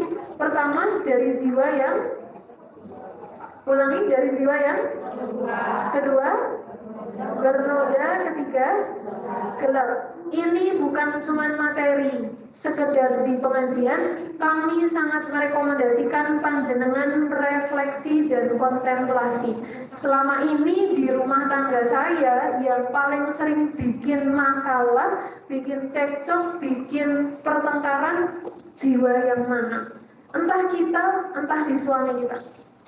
Ya, karena ini adalah forum umahat gitu ya, tentu akan beda kalau ini adalah forum bersama para aba gitu ya, para ayah. Nah, nanti akan ada pembahasan yang lebih detail lagi gitu ya. Maka dalam hal ini saya ingin mengajak umahat sekalian mengendalikan yang bisa kita kendalikan. Mengendalikan suami itu bukan hal yang mudah gitu ya. Maka kita kendalikan dari diri kita sendiri. Jiwa mana yang sering memunculkan masalah di keluarga kita dari diri kita sendiri. Kitakah orang-orang yang terluka? Kitakah orang-orang yang bernoda? Kitakah orang-orang yang tidak cukup banyak ilmu sehingga menyikapi segala sesuatu itu dengan salah? Siap untuk melakukan proses refleksi sendiri? Insya Allah nih, karena materi seperti ini tidak boleh hanya sekedar jadi pengetahuan, nggak ngefek, gitu ya. Tapi kalau kita mau kontemplasi, kayaknya saya sering terluka, ya, kayaknya saya sering begini dan begitu. Itu akan memudahkan kita untuk memetakan, gitu ya, masalah-masalah di dalam rumah tangga itu mengecil, gitu ya, dan kemudian menjadi suatu kebaikan bagi keluarga. Contoh paling real tentu Rasul Shallallahu Alaihi Wasallam, ya, ibu-ibu sekalian yang dirahmati oleh Allah, panjenengan pasti sangat familiar dengan kisah Nabi menerima tamu di rumah Aisyah, terus mendapatkan kiriman kue dari Sofia. Apa yang dilakukan oleh Aisyah? Apa yang dilakukan oleh Aisyah? Lempar piring sampai apa? Pecah. Aisyah sedang apa? Cemburu. Tapi Nabi menyontohkan bagaimana menyikapi pasangan yang seperti itu. Apakah Nabi marah? Tidak, bahkan beliau hanya tersenyum. Nabi tidak terluka oleh sikapnya Aisyah, maka beliau pun juga menunjukkan sikap yang lebih bijak. Itu contoh sederhana yang dicontohkan Nabi, gitu ya. Bagaimana lapangnya hati itu menghasilkan sikap yang menyejukkan rumah tangga. Ya. Dan Aisyah melakukan itu bukan benci dengan Sofia. Cemburu sama benci itu berbeda, gitu ya. Nah, nanti mungkin bab cemburu ini ada subbabnya tersendiri, gitu ya. Yang dilakukan Nabi, beliau hanya tersenyum dan mengatakan, mohon maaf, ibu kalian sedang dibakar cemburu. Case close. Habis itu nggak diperpanjang, dibalik layar, gitu ya. Tamu pulang, terus Nabi marah-marah. Kamu ini Aisyah putri Abu Bakar, istri Nabi, banteng-banteng piring, gitu ya. Sangat sederhana sekali beliau menyikapi masalah. Termasuk putra kita di pengajian numpahin air, kita pun marahnya nggak usah kayak lagi berhadapan dengan Fir'aun. Ya. Cukup tersenyum sambil bilang, tumpah ya mas, case close. Ya, betapa damainya anak-anak yang punya ibu yang damai. Ya, panjenengan pengen kenalan dengan ibu yang sangat damai, orangnya di sebelah jenengan. Coba lihat. Nah, ya, sekarang sedang damai. Nanti kalau di rumah nggak tahu kalau kemelut ya. Ya, gitu. Karena rumusnya yang terluka itu lebih sering melukai, yang damai lebih sering mendamaikan. Oke, sampai sini dulu untuk penyebab internal. Any questions? Ada yang mau ditanyakan, di-sharingkan, boleh. Kita agak pelan jalannya karena materi seperti ini tidak boleh jadi pengetahuan saja, tapi perlu jadi skill yang diasah. Mari-mari silakan. Ada?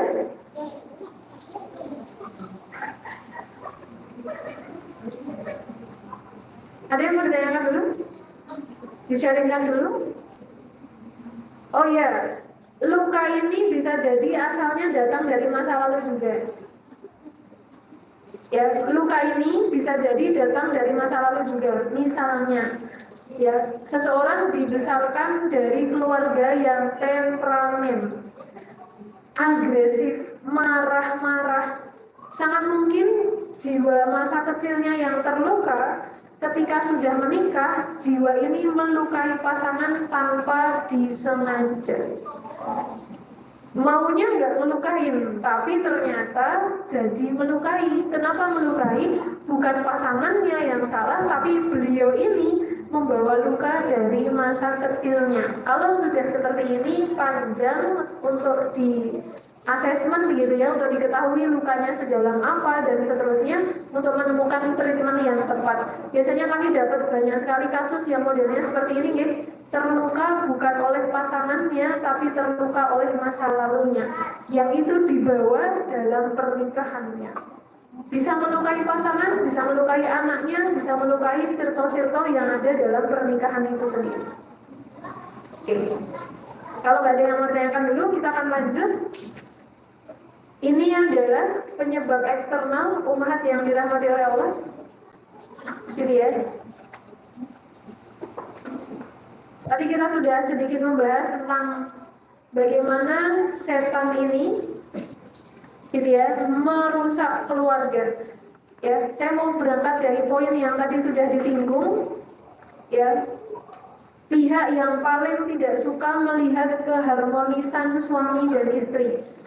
Namanya setan, dan setan itu punya SOP kesetanannya.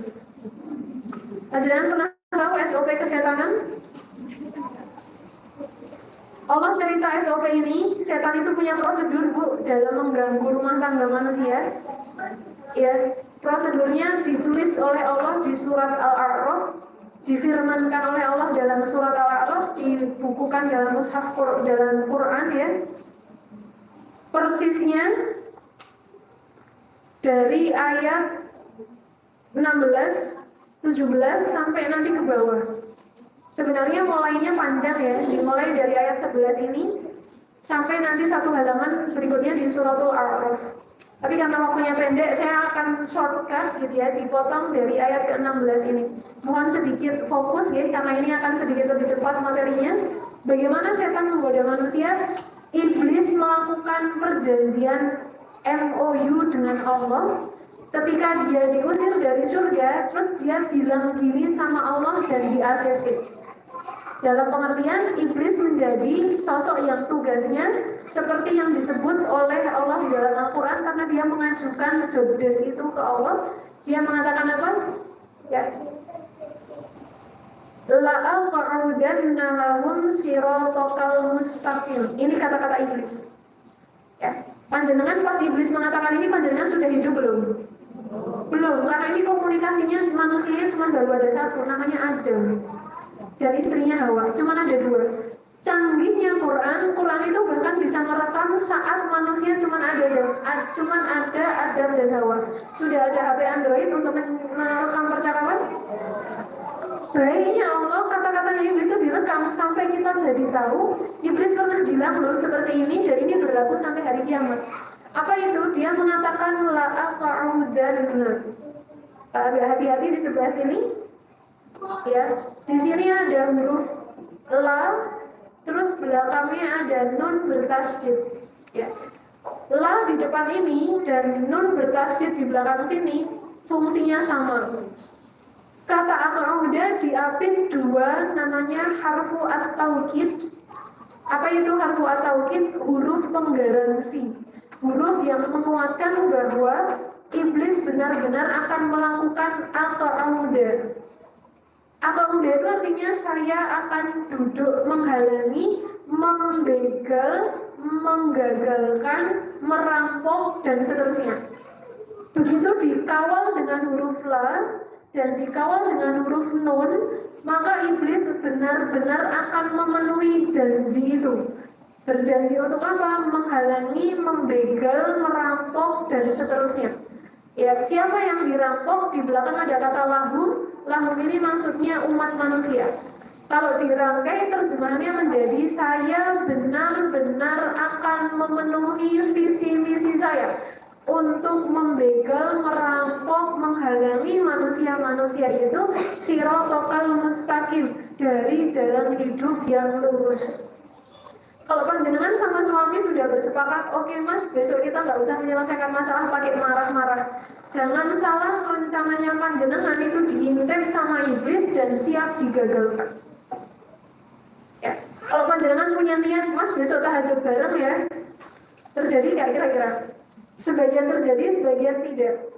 Siapa yang menggagalkan? Salah satunya karena kita sendiri dengan hawa nafsunya. Salah lainnya adalah setan diutus oleh iblis gitu ya, salah satunya untuk menggagalkan keharmonisan rumah tangga. Maka kalau panjenengan merasa kok banyak niat baik kita dengan suami nggak terlaksana, curigalah dua sisi. Hawa nafsu kita bermain, kedua, dua orang ini telah tergoda oleh jebakannya setan yang kemudian SOP-nya menggagalkan semua rencana baik. Mau makan bareng nggak jadi, mau ngedate bareng nggak jadi, sholat tahajud bareng nggak jadi, murojaah bareng nggak jadi, nemeni anak-anak main bareng nggak jadi. Banyak sekali rencana kebaikan untuk mengutuhkan keluarga kok nggak jadi. Ya, panjenengan curiganya pada dua hal. Pertama, kita yang kurang disiplin manajemen waktu, ada perkara hawa nafsu di sana. Kedua, keluarganya panjenengan jadi target operandi untuk digagalkan sakinah mawadah warahmahnya oleh pihak ini. Ya, kenapa? La atau udana itu kayak begal, Bu. Kalau di bahasa Indonesia diartikan hanya menghalangi, tapi dalam bahasa Arab, la atau udana itu posisinya orang mau jalan di jalan tol terus diadang, digagalkan perjalanannya. Itu atau udana. Ditambah lam dan nun, iblis akan benar-benar mengusahakan itu. Kalau panjenengan punya istilah istiqomah di jalan dakwah, istiqomah di jalan ketaatan, iblis juga punya slogan kayak gitu, istiqomah di jalan keiblisan. Kenapa? Lam sama nun itu menjadi garansi bahwa dia kenalkan itu. Dan nggak cuma satu yang kayak gini. Di ayat 17 itu jentrek, kalau orang Jogja bilang, berjejer-jejer apa-apa yang kemudian ya akan dilakukan oleh setan untuk ya menghalangi manusia dari suatu kebaikan. Kalau di atas adalah al-udana, di bawahnya adalah atiyanna. Inilah yang menyebabkan salah satunya kalau seseorang terkena godaan setan, godaan iblis, standar TikTok itu menjadi luar biasa sekali berpengaruh pada jiwa seseorang. Sudahlah kurang ilmu, jiwanya terluka, jiwanya bernoda, peralihannya scroll TikTok. Nah, pas scroll TikTok ya, kalau panjenengan pegang HP, basmalah ta'awud dulu nggak, Bu? Enggak kan langsung pegang-pegangan jalan itu disamperin sama setan. Kata iblis, saya akan benar-benar, ini formatnya sama dengan ata'udan, diapit lam dan nun.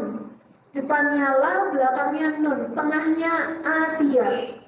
Atia itu maknanya apa? Datang, mendatangi, nyamperin. Kalau tadi menggagalkan rencana amal soleh, ini disamperin. Panjenengan pernah kelas buatan disamperin iblis? Disamperin setan?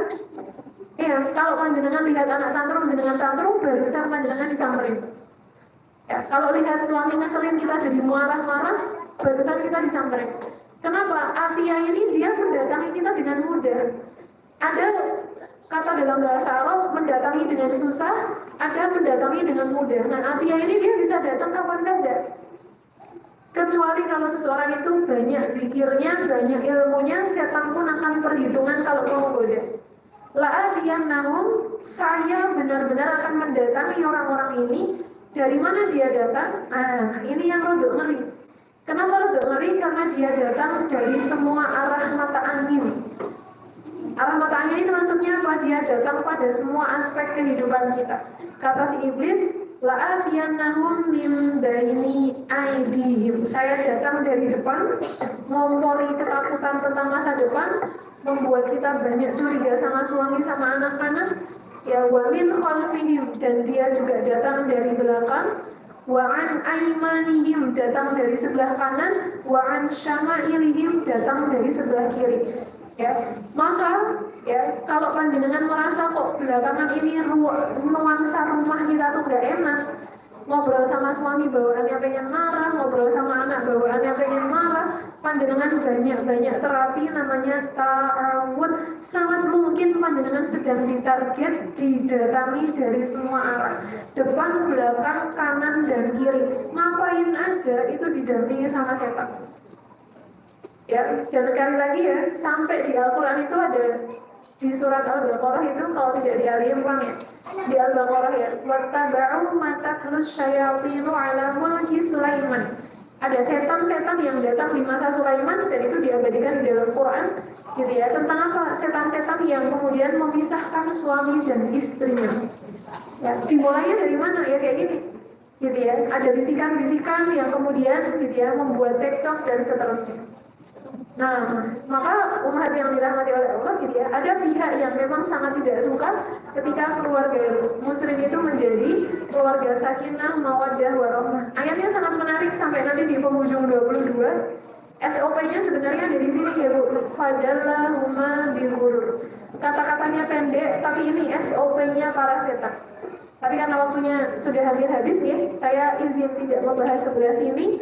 Ya, cukup memberikan pemantik bahwa pihak lain bernama setan akan menjadi pihak yang sangat getol mendatangi untuk menjadikan keluarga muslim sebagai target kehancuran. Penyebab eksternalnya seperti yang tadi sudah disebutkan ya, hadirnya orang ketiga karena ada isu perselingkuhan, tekanan sosial ekonomi. Nah, ini juga didengarkan ya. Ini juga bisa menyebabkan isu keretakan rumah tangga ketika tidak disikapi dengan benar. Suaminya gajinya kecil, kebutuhannya besar, istrinya nggak terima, retak keluarganya, bisa.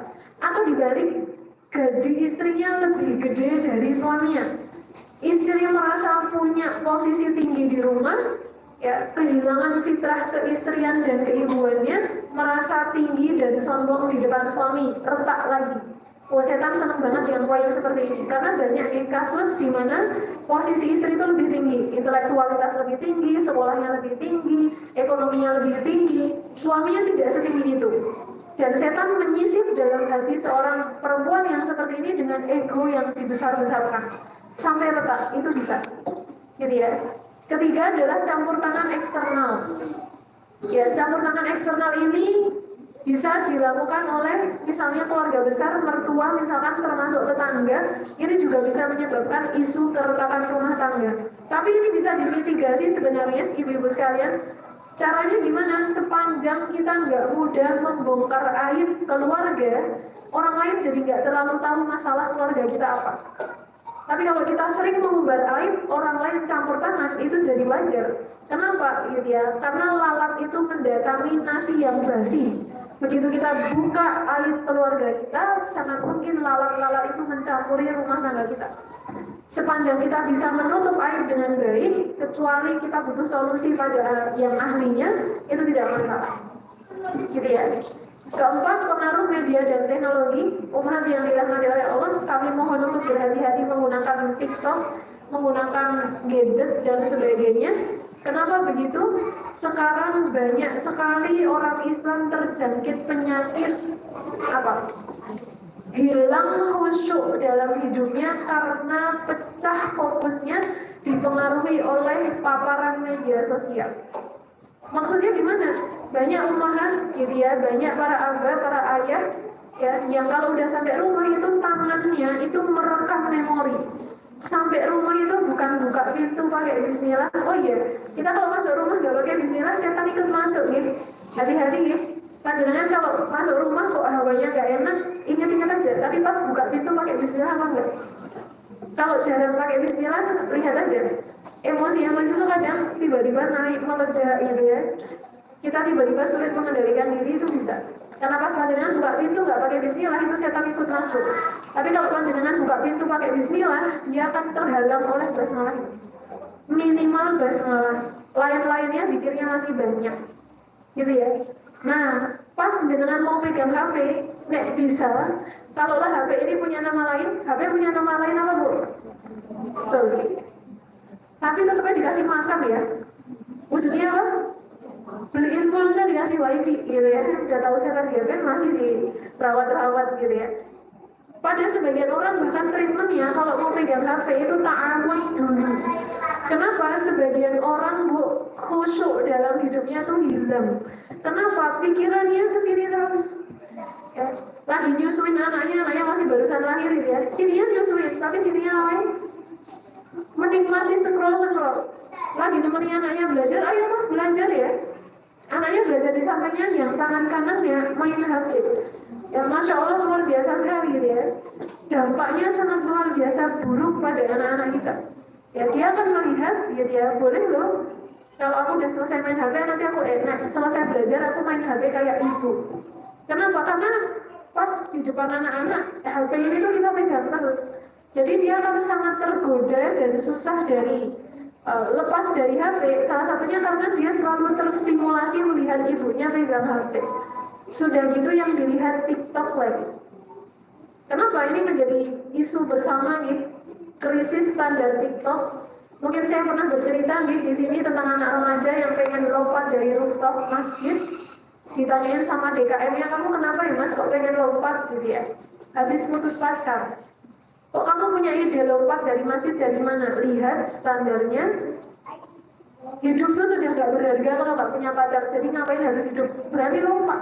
Tapi untuk waktu itu berhasil digagalkan gitu ya. Sehingga tidak jadi lompat dari rooftopnya masjid. Kenapa? Ya, standar TikTok ini luar biasa. Keluarga harmonis sering keluar negeri. Ini sejak kapan ada kayak gitu? Keluarga harmonis gitu ya. Misalkan ya, nangis bareng di depan Ka'bah. Nggak harus bu. Gitu ya, keluarga romantis, keluarga harmonis gitu ya, yang suaminya bisa ngasih sekian digit setiap bulannya, itu juga tidak harus. Kita harus sangat berhati-hati dengan apa yang dipaparkan media sosial sebagai suatu standar. Itu tidak harus, kecuali yang bersesuaian dengan standarnya Quran. Sampai kita ditegur ya sama Allah di surat Al-Hadid. Al-Hadid ini sangat menarik. Kenapa? Ini surat Madaniyah tapi isinya kayak surat Makiyah. Telah terjadi kehilangan khusyuk pada komunitas muslim gitu ya, sampai ditegur sendiri oleh Allah. Kalau ini ada di Al-Quran berarti ini juga negur kita. Kenapa? Para muslim telah kehilangan kehusyukan dalam hidupnya. Bukan cuma pada sholatnya, tidak lagi khusyuk mereka membaca Quran sebagai standar paling tinggi, tapi mereka beralih menggunakan standar TikTok. Lihat nih, Al-Hadid ini suratul Madaniyah, tapi pembukanya, openingnya panjang sampai ayat ke-6, mirip kayak surat Makiyah. Kenapa memangnya? Surat Al-Hadid ini turun sekitar 4-5 tahun setelah Nabi hijrah ke Madinah, ya, dan mulai melihat para sahabat mengalami penurunan standar kesolihan. Penyebabnya apa? Banyak. Kalau zaman kita sekarang, penurunan standar kesolihan dikacaukan oleh standar media sosial, gitu ya. Nah, ketika ayat ini turun, mari kita lihat ya, caranya Allah nge-treatment para sahabat. Pada saat itu, hidupnya mulai tidak sekhusyuk dulu, tidak fokus pada mencari akhirat, mulai terkacaukan oleh kehidupan dunia. Caranya Allah nge-treatment gimana? Disapa dengan ayat yang sangat panjang. 6 ayat ini banyak sekali. Kadang-kala sapaan itu hanya butuh 1-2 ayat. Tapi di Al-Hadid menyapa komunitas muslim yang mengalami degradasi standar kehidupan, termasuk standar keluarga baik itu harusnya kayak gimana. Kita pindah menjadi standar TikTok. Ini ditegur sampai 6 ayat tuh. Cara negurnya gimana? Allah nge-treatment ulang ketika para keluarga muslim itu mulai kehilangan ruh kequranannya. Harusnya standar rumah tangga itu ngikutin Quran, ini ngikutin TikTok, gitu ya. Kita jadi baper kalau suami kita nggak seromantis kayak yang di TikTok. Sejak kapan itu berlaku, gitu ya? Padahal Quran bilangnya nggak kayak gitu. Nah, ditegurnya gimana? Diluruskan untuk pertama kalinya, orientasi lagi, reorientasi siapa itu Allah. Ayat ini turun kepada para sahabat yang hidup di Madinah tapi mengalami degradasi dalam proses ketaatannya kepada Allah. Ditegur dengan cara apa? Diingetin kembali Allah itu siapa. Dan kalimat pertamanya nohok banget. Kenapa nohok? Kalau panjenengan baca biasa aja, tapi kalau ditadaburi nangis gitu. Allah mengatakan sabbaha lillahi ma fis samawati wal ardi. Telah menyucikan Allah, telah mengagungkan Allah, telah mengakui bahwa segala yang datang dari Allah itu suci, bersih, terbaik. Termasuk kalaulah Quran ini dari Allah, itulah adalah yang paling baik untuk manusia. Dimulai dengan kata sabbaha, yang menyucikan Allah siapa? Ma fis samawati, apapun yang ada di langit, wal ardi, dan di bumi. Ya, ini manusia bisa jadi nggak masuk dalam kriteria ini. Kenapa? Manusia punya akal, punya hawa nafsu. Sangat mungkin manusia itu tergeser hidupnya dari yang awalnya sangat getol, gitu ya, menggunakan Quran sebagai acuan, lama-lama geser. Terus disinggung sama Allah dengan kalimat sabbaha, benar-benar telah menyucikan Allah dari semua yang salah. Kalaulah TikTok itu unggul, Allah mau bilang yang datang dariku jauh lebih unggul dan suci. Ini baru ayat pertama, ini bikin nampar-nampar kita. Belum ya, nanti sampai ayat ke-6. Terus belum selesai sampai di situ, di ayat 16 kalimatnya lugas. Sampai Allah nanya, alam yakni lilladzina amanu an takhsha'a qulubuhum li dzikrillah. Memang belum datang kok waktunya bagi orang-orang beriman itu untuk apa? An takhsha'a qulubuhum, khusyuk hatinya memilih Quran sebagai standar hidupnya di antara pergerakan zaman. Ini sampai Allah nanya, belum tiba kok waktunya untuk khusyuk memilih Quran sebagai standar hidup, kembali ke jalan yang benar, atau masih mau main-main dengan berbagai kehidupan dunia gitu ya. Ini kayak pertanyaannya tuh nol gitu. Ini datang kepada para sahabat, Bu, ketika mereka tinggal di Madinah, gitu ya. Dan kemudian ayat ini membuat banyak sahabat menangis, gitu ya. Allah sampai harus bertanya, belum tiba kok saatnya khusyuk mengubah hidup kita itu sesuai Rasulullah mencontohkan, Al-Quran mencontohkan. Kalau banyak sekali masalah rumah tangga hari ini, ya jangan kaget. Kenapa? Hati-hati kita mulai nggak khusyuk, nggak fokus dengan standarnya Quran. Sampai diingatin oleh Allah, gitu ya. Di Al-Hadid masih lanjutan ayat ini, sampai Allah kasih tahu Quran memang nggak menyebut TikTok dan media sosial sebagai salah satu sumber informasi yang memecah kekhusyukan kita. Tapi Quran memberikan esensi dari kehidupan duniawi, gadget-gadget kita. Nanti di ayat 20 sampai Allah kasih tahu, "I'lamu wahai para orang-orang, milikilah ilmu yang cukup." Ini Allah sendiri yang bilang.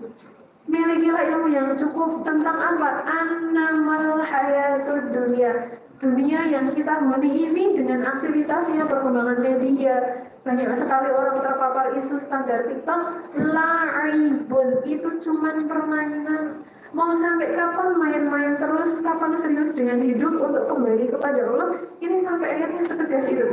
Dan yang menjadi objek ajak ngobrol adalah orang beriman.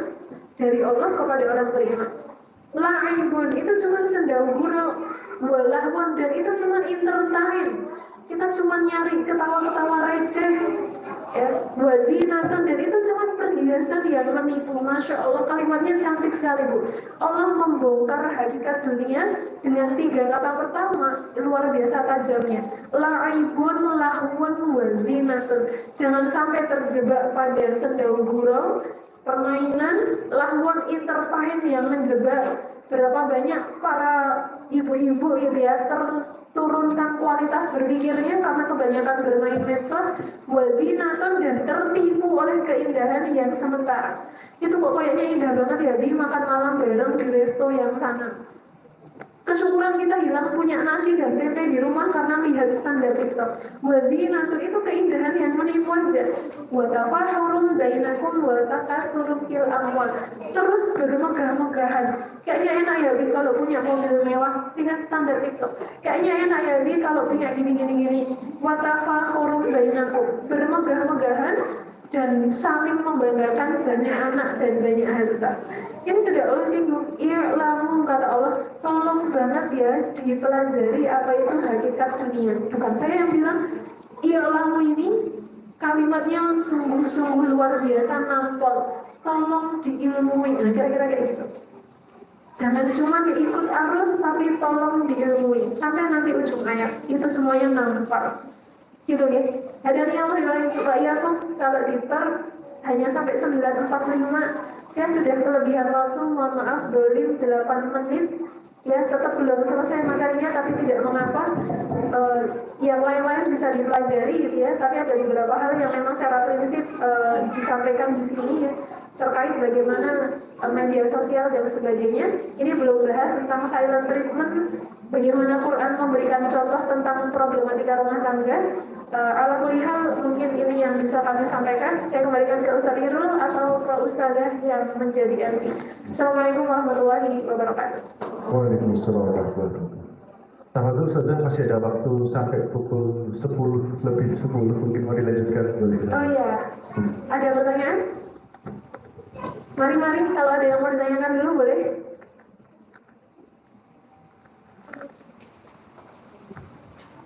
Monggo, Pak Bunda, ada yang ingin bertanya mungkin, nggak usah malu-malu, nanti pakai inisial juga boleh. Ada? Monggo silakan. Nanti kalau ada yang mau tanya dapat hadiah juga ya, insya Allah. Atau Ustaz Zatika mungkin mau ngasih kuis, Oh, iya. ya, boleh. Oh ada, teman.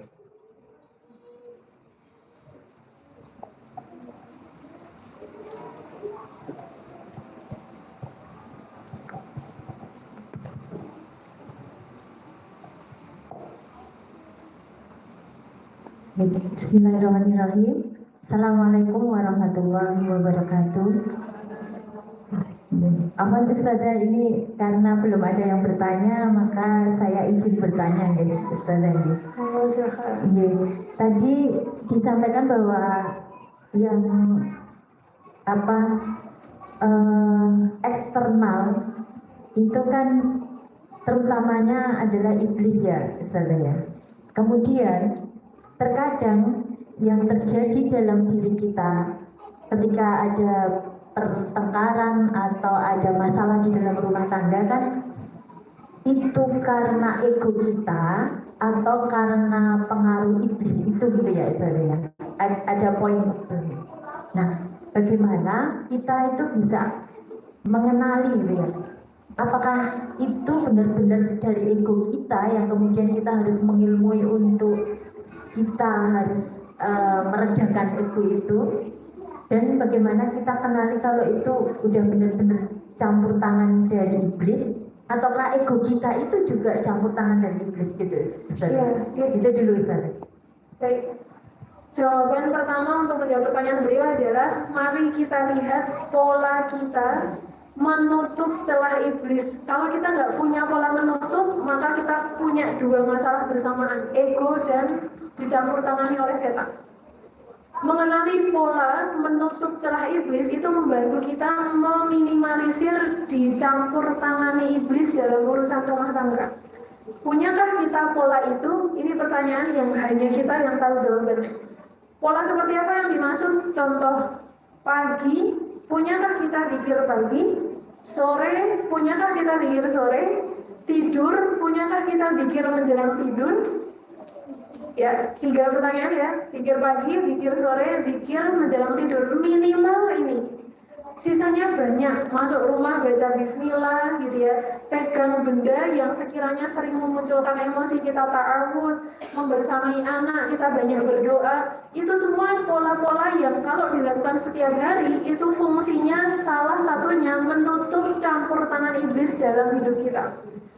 Ya, kan dibahas ya di hadis Nabi kalau masih anak-anak biasanya itu diceritakan di TPA gitu ya. Kalau kita mau makan nggak baca bismillah, kita makan bersama setan. Kita copot baju nggak pakai bismillah, nggak pakai berdoa, maka setan lihat aurat kita. Kita ke kamar mandi nggak pakai berdoa, maka setan pun bisa menikmati tubuh kita di kamar mandi. Basic sekali. Tapi kalau kita kehilangan pola menutup pintu iblis, maka dia pun akan punya akses di hati kita. Sudah dijelaskan Allah di surah yang paling favorit seluruh dunia. Apa itu? Surat paling favorit di seluruh dunia? Apa ibu-ibu? Surat apa? Wah, Al-Baqarah ngeri banget ya. Ya, beliau kalau habis wala boleh bacanya alif lam mim ya. Tapi habis itu Allahu Akbar gitu ya. Anas. Ya, sudah Allah jelaskan di surat Anas. Setan itu, iblis itu awalnya cuma punya kuasa di teras hati kita. Rumahnya kita yang mana ya? Di dalam hati. Ya, makanya di surat Anas itu Allah menyebutnya min syarril waswasil khannas alladzi yuwaswisu fi sudur, tidak disebut qulub. Bedanya apa? Sudur itu terasnya qulub. Kalau ini sebuah pekarangan, seluruh pekarangan ini namanya sudur. Rumah intinya namanya qulub. Nanti di dalamnya ada rumah paling inti lagi gitu. Lapisan-lapisan hati ya. Nah, tapi di surat Anas itu disebutnya sudurinas. Jadi kuasanya setan itu sebenarnya bukan di dalam hati, tapi di dalam sudur. Sudur itu kalau ini adalah sebuah rumah, dia kayak terasnya. Menurut panjenengan, kalau pemilik rumah sudah tahu ada maling di teras, kalau pemilik rumah ini kemudian membukakan pintu sambil mengatakan monggo Pak Maling, silahkan rampok isi rumah saya, panjenengan akan menilai pemilik rumah ini pinter apa bodoh? Pinter atau bodoh? Kenapa? Udah tahu maling kok dipersilahkan. Kalau pemilik rumah cerdas, sudah tahu maling dia apa ibu? Cukup tutup pintu? Malingnya tetap di teras atau diusir? Panjenengan yang mana? Kalau malingnya nyata, pasti kita usir dia, kita teriak-teriak maling gitu. Tapi masalahnya, ini tuh ada di dalam rongga dadanya kita. Ya, setan itu kuasa awalnya cuma di terasnya tadi. Kitalah yang mempersilahkan dia masuk atau kitalah yang mengusir dia jauh-jauh. Panjenengan bisa lihat kode ayat keempat, Allah mengatakan al-waswas al-khannas. Al-khannas itu sifatnya maju mundur, Bu. Kalau kita nggak punya pola menutup, setan akan merangsek maju ke dalam hati kita, godain kita punya amarah. Maka pertanyaan beliau tadi, jawaban pertamanya adalah kita punya nggak pola menutup hati dari setan, bahkan mengusirnya jauh-jauh. Kalau nggak punya, kita adalah tuan rumah yang mempersilahkan setan, monggo Pak Setan merampok hati saya. Karena khonnas ini sifatnya maju mundur. Kalau orangnya punya pola menutup, banyak zikirnya, zikir pagi, zikir sore, banyak ingat sama Allah, setan ini mencium. Dia nggak cuma di teras, dia sembunyi di pojokan teras, kalau perlu dia kabur. Dia nggak berani. Tapi begitu manusianya lalai, jarang berzikir, jarang cukup ilmunya, dia nggak punya sistem perlindungan yang baik untuk dirinya sendiri. Bukan cuma setannya datang, lain merampok semua yang ada di hati kita, merampok kekhusyukan sholat, merampok keindahannya munajat dalam doa, merampok indahnya mendidik anak. Kalau pas sama anaknya bawaan yang marah terus, keindahan hatinya terus dirampok sama setan. Siapa yang mempersilahkan? Yang punya hati sendiri, yang punya badan. Kenapa nggak punya pola menutup akses? Makanya kita lihat diri kita sendiri, punya nggak saya pola menutup akses? Kalau enggak, kalau punya, nah sudah biasa zikir pagi, zikir sore, cek dulu kondisi zikirnya, cuman mulut aja apa sehatinya ikut berzikir, itu pun kualitasnya beda. Berapa banyak setan ngejek manusia, ente berzikir, wong hatinya aja jatuh cinta sama dunia kok, bagaimana saya mau kabur dari hatimu gitu ya. Karena lisan yang berzikir belum tentu diikuti hati yang berzikir. Paling baik yang ditakuti setan adalah hati yang ikut berzikir. Jawaban pertama itu. Kedua, kalau panjenengan sudah punya pola zikir untuk menutup pintu aksesnya setan, naikkan kualitas zikirnya. Tiga, gitu ya, untuk menjawab pertanyaan beliau, membedakan ini intervensi setan atau egonya kita, sejauh apa kita mendidik hawa nafsu. Kalau kita juga nggak punya pola mendidik hawa nafsu, itu udah jelas diri kita pun ditumpangi setan lewat hawa nafsu itu.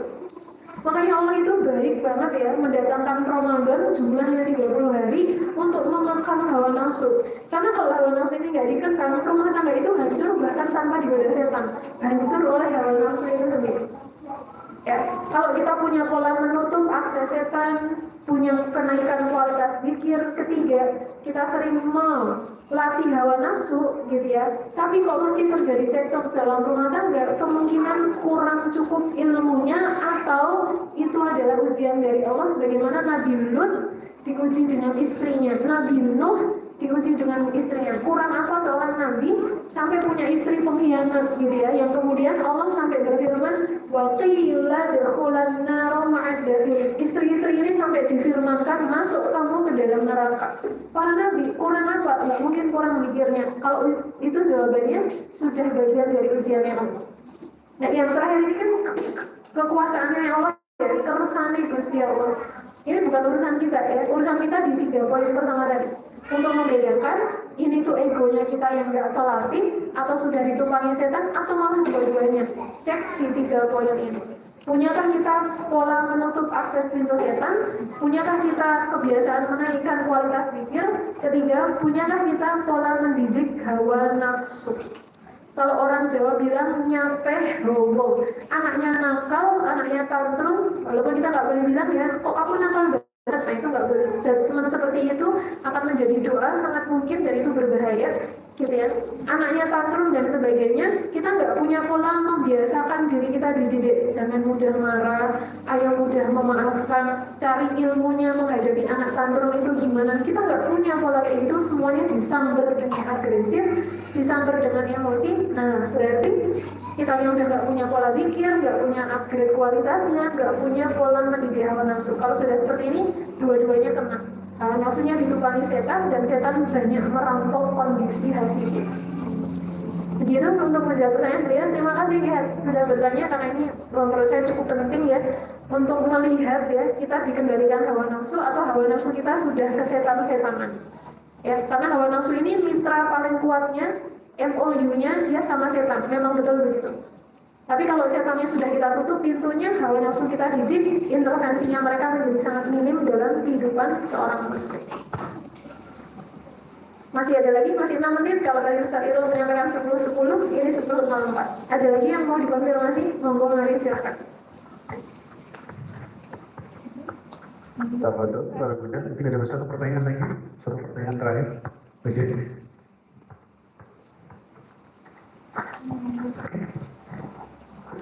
Assalamualaikum warahmatullahi wabarakatuh. Terima kasih atas waktunya. Saya coba mengkonfirmasi lagi Ustazah tadi dari jawaban yang sudah di Ustazah berikan. Kalau misalnya setan itu sudah terlanjur masuk ke rongga dada kita, sudah terlanjur punya kendali begitu terhadap hati kita, pertolongan pertama, pertolongan darurat yang harus segera kita lakukan itu apa Ustazah? Seperti itu. Iya. Pertanyaannya sudah dijawab oleh ayat ini. Panjenengan bisa melihat ya, 3 surat ini dikepung oleh 3 surat sebelumnya yang surat paling pertama sama-sama diawali dengan kul.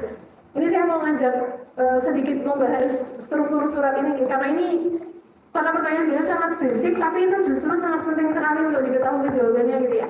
Kalau panjenengan lihat 3 kul ini dikepung oleh 3 yang lainnya, tapi 3 yang lain ini cuma satu yang pakai kul. Kenapa gitu ya? Ini ada alasan-alasan yang sangat menarik gitu ya. Pas di sini Allah pakai kul ya ayyuhal kafirun. Kenapa? Katakanlah wahai Muhammad kepada orang-orang kafir. Allah nggak pengen ngobrol langsung sama orang kafir. Maka di sini ada kulnya, ya. Terus di sini kok nggak ada? Karena Allah ingin menyampaikan berita itu secara langsung. Idza jaa nasrullah, nggak ada kulnya. Yang di sini juga nggak ada kulnya. Tapi 3 berikutnya kayak al-kafirun tadi ada kulnya, tapi fungsi kulnya beda. Kalau kul yang di sini di al-kafirun karena Allah nggak pengen ngomong sama orang kafir langsung, ya. Tapi kul yang di sini fungsinya lain. 3 kul ini kenapa nggak langsung bunyi huwallahu ahad? Atau yang sini nggak langsung a'udzu birabbil falaq? Kenapa harus ada kulnya? Menjawab pertanyaan beliau, ini fungsi treatment.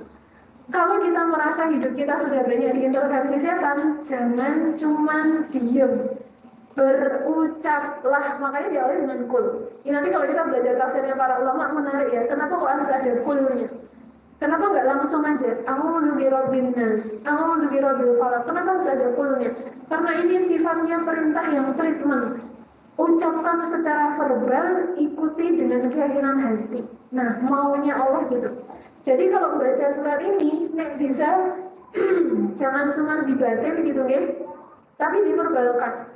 Kenapa? Biar dinding telinga kita dengar, gendang-gendang telinga kita dengar sampai menyentuh rambatannya ke dalam hati kita.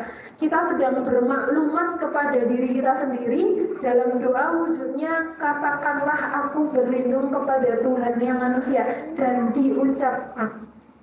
Ya, pertama dari sini fungsi verbal, akan ada fungsi auditori, ada fungsi di mana kita diminta menyimak ayat ini untuk diri kita sendiri, karena ini diucapkan. 1. Kedua, gitu ya, kul ini juga punya makna deklarasi yang diucapkan bahwa saya a'udzu. A'udzu ini struktur katanya menarik, ibu-ibu sekalian yang dirahmati oleh Allah. Ya. Di dalam ayat yang lain nanti Allah akan mengatakan dengan kalimat fasta'in billah, yang kemudian dikenal dengan kalimat isti'adzah, mencari perlindungan. Tapi ayatnya tidak terbunyi asta'idzu. Ini ada sedikit penggunaan bahasa nih. Kalau agak membingungkan mohon maaf. Asta'idzu itu maknanya saya mencari perlindungan. Tapi kalimatnya nggak begitu. Qul asta'idzu birabbin nas. Ayatnya nggak pernah terbunyi begitu.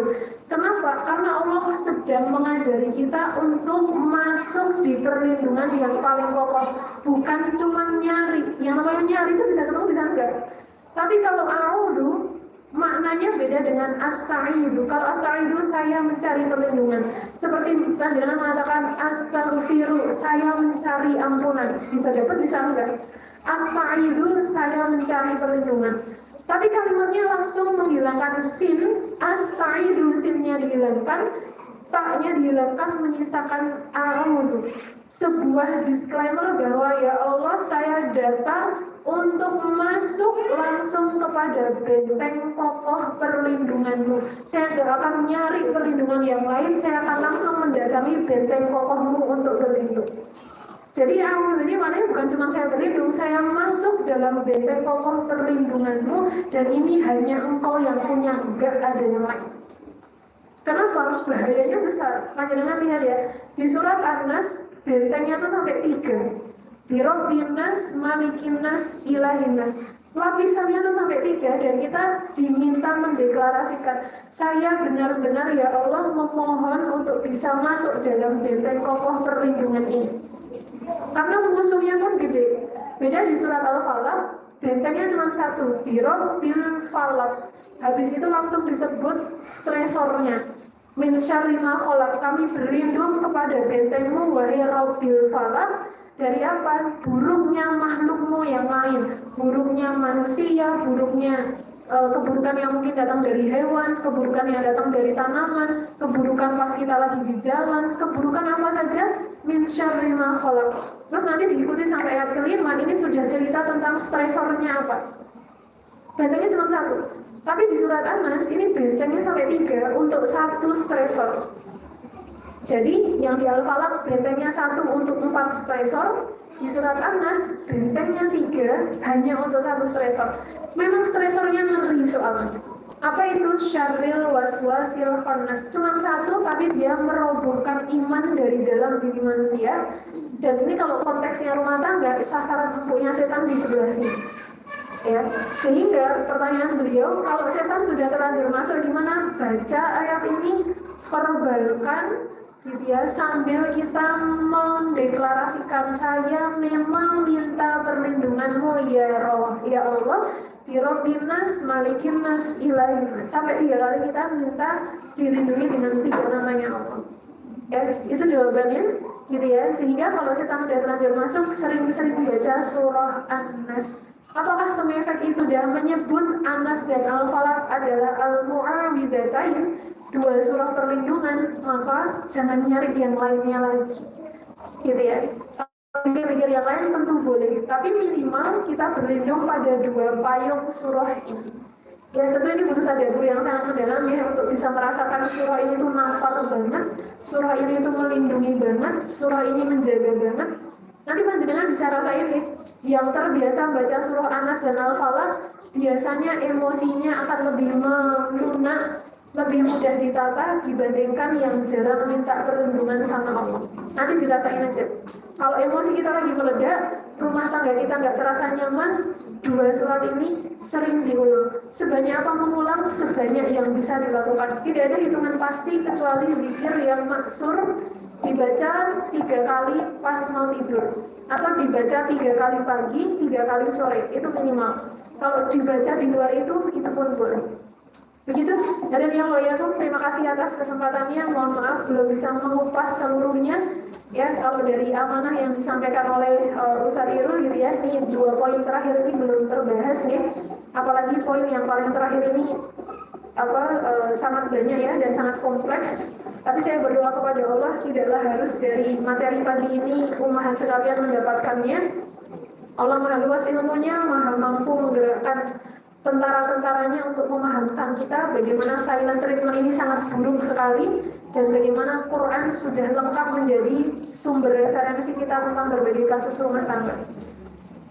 Semoga Allah mengaruniakan kita ilmu bermanfaat dan memberikan manfaat pada ilmu yang sudah kita pelajari. Assalamualaikum warahmatullahi wabarakatuh. Waalaikumsalam warahmatullahi wabarakatuh. Masya Allah, syukur.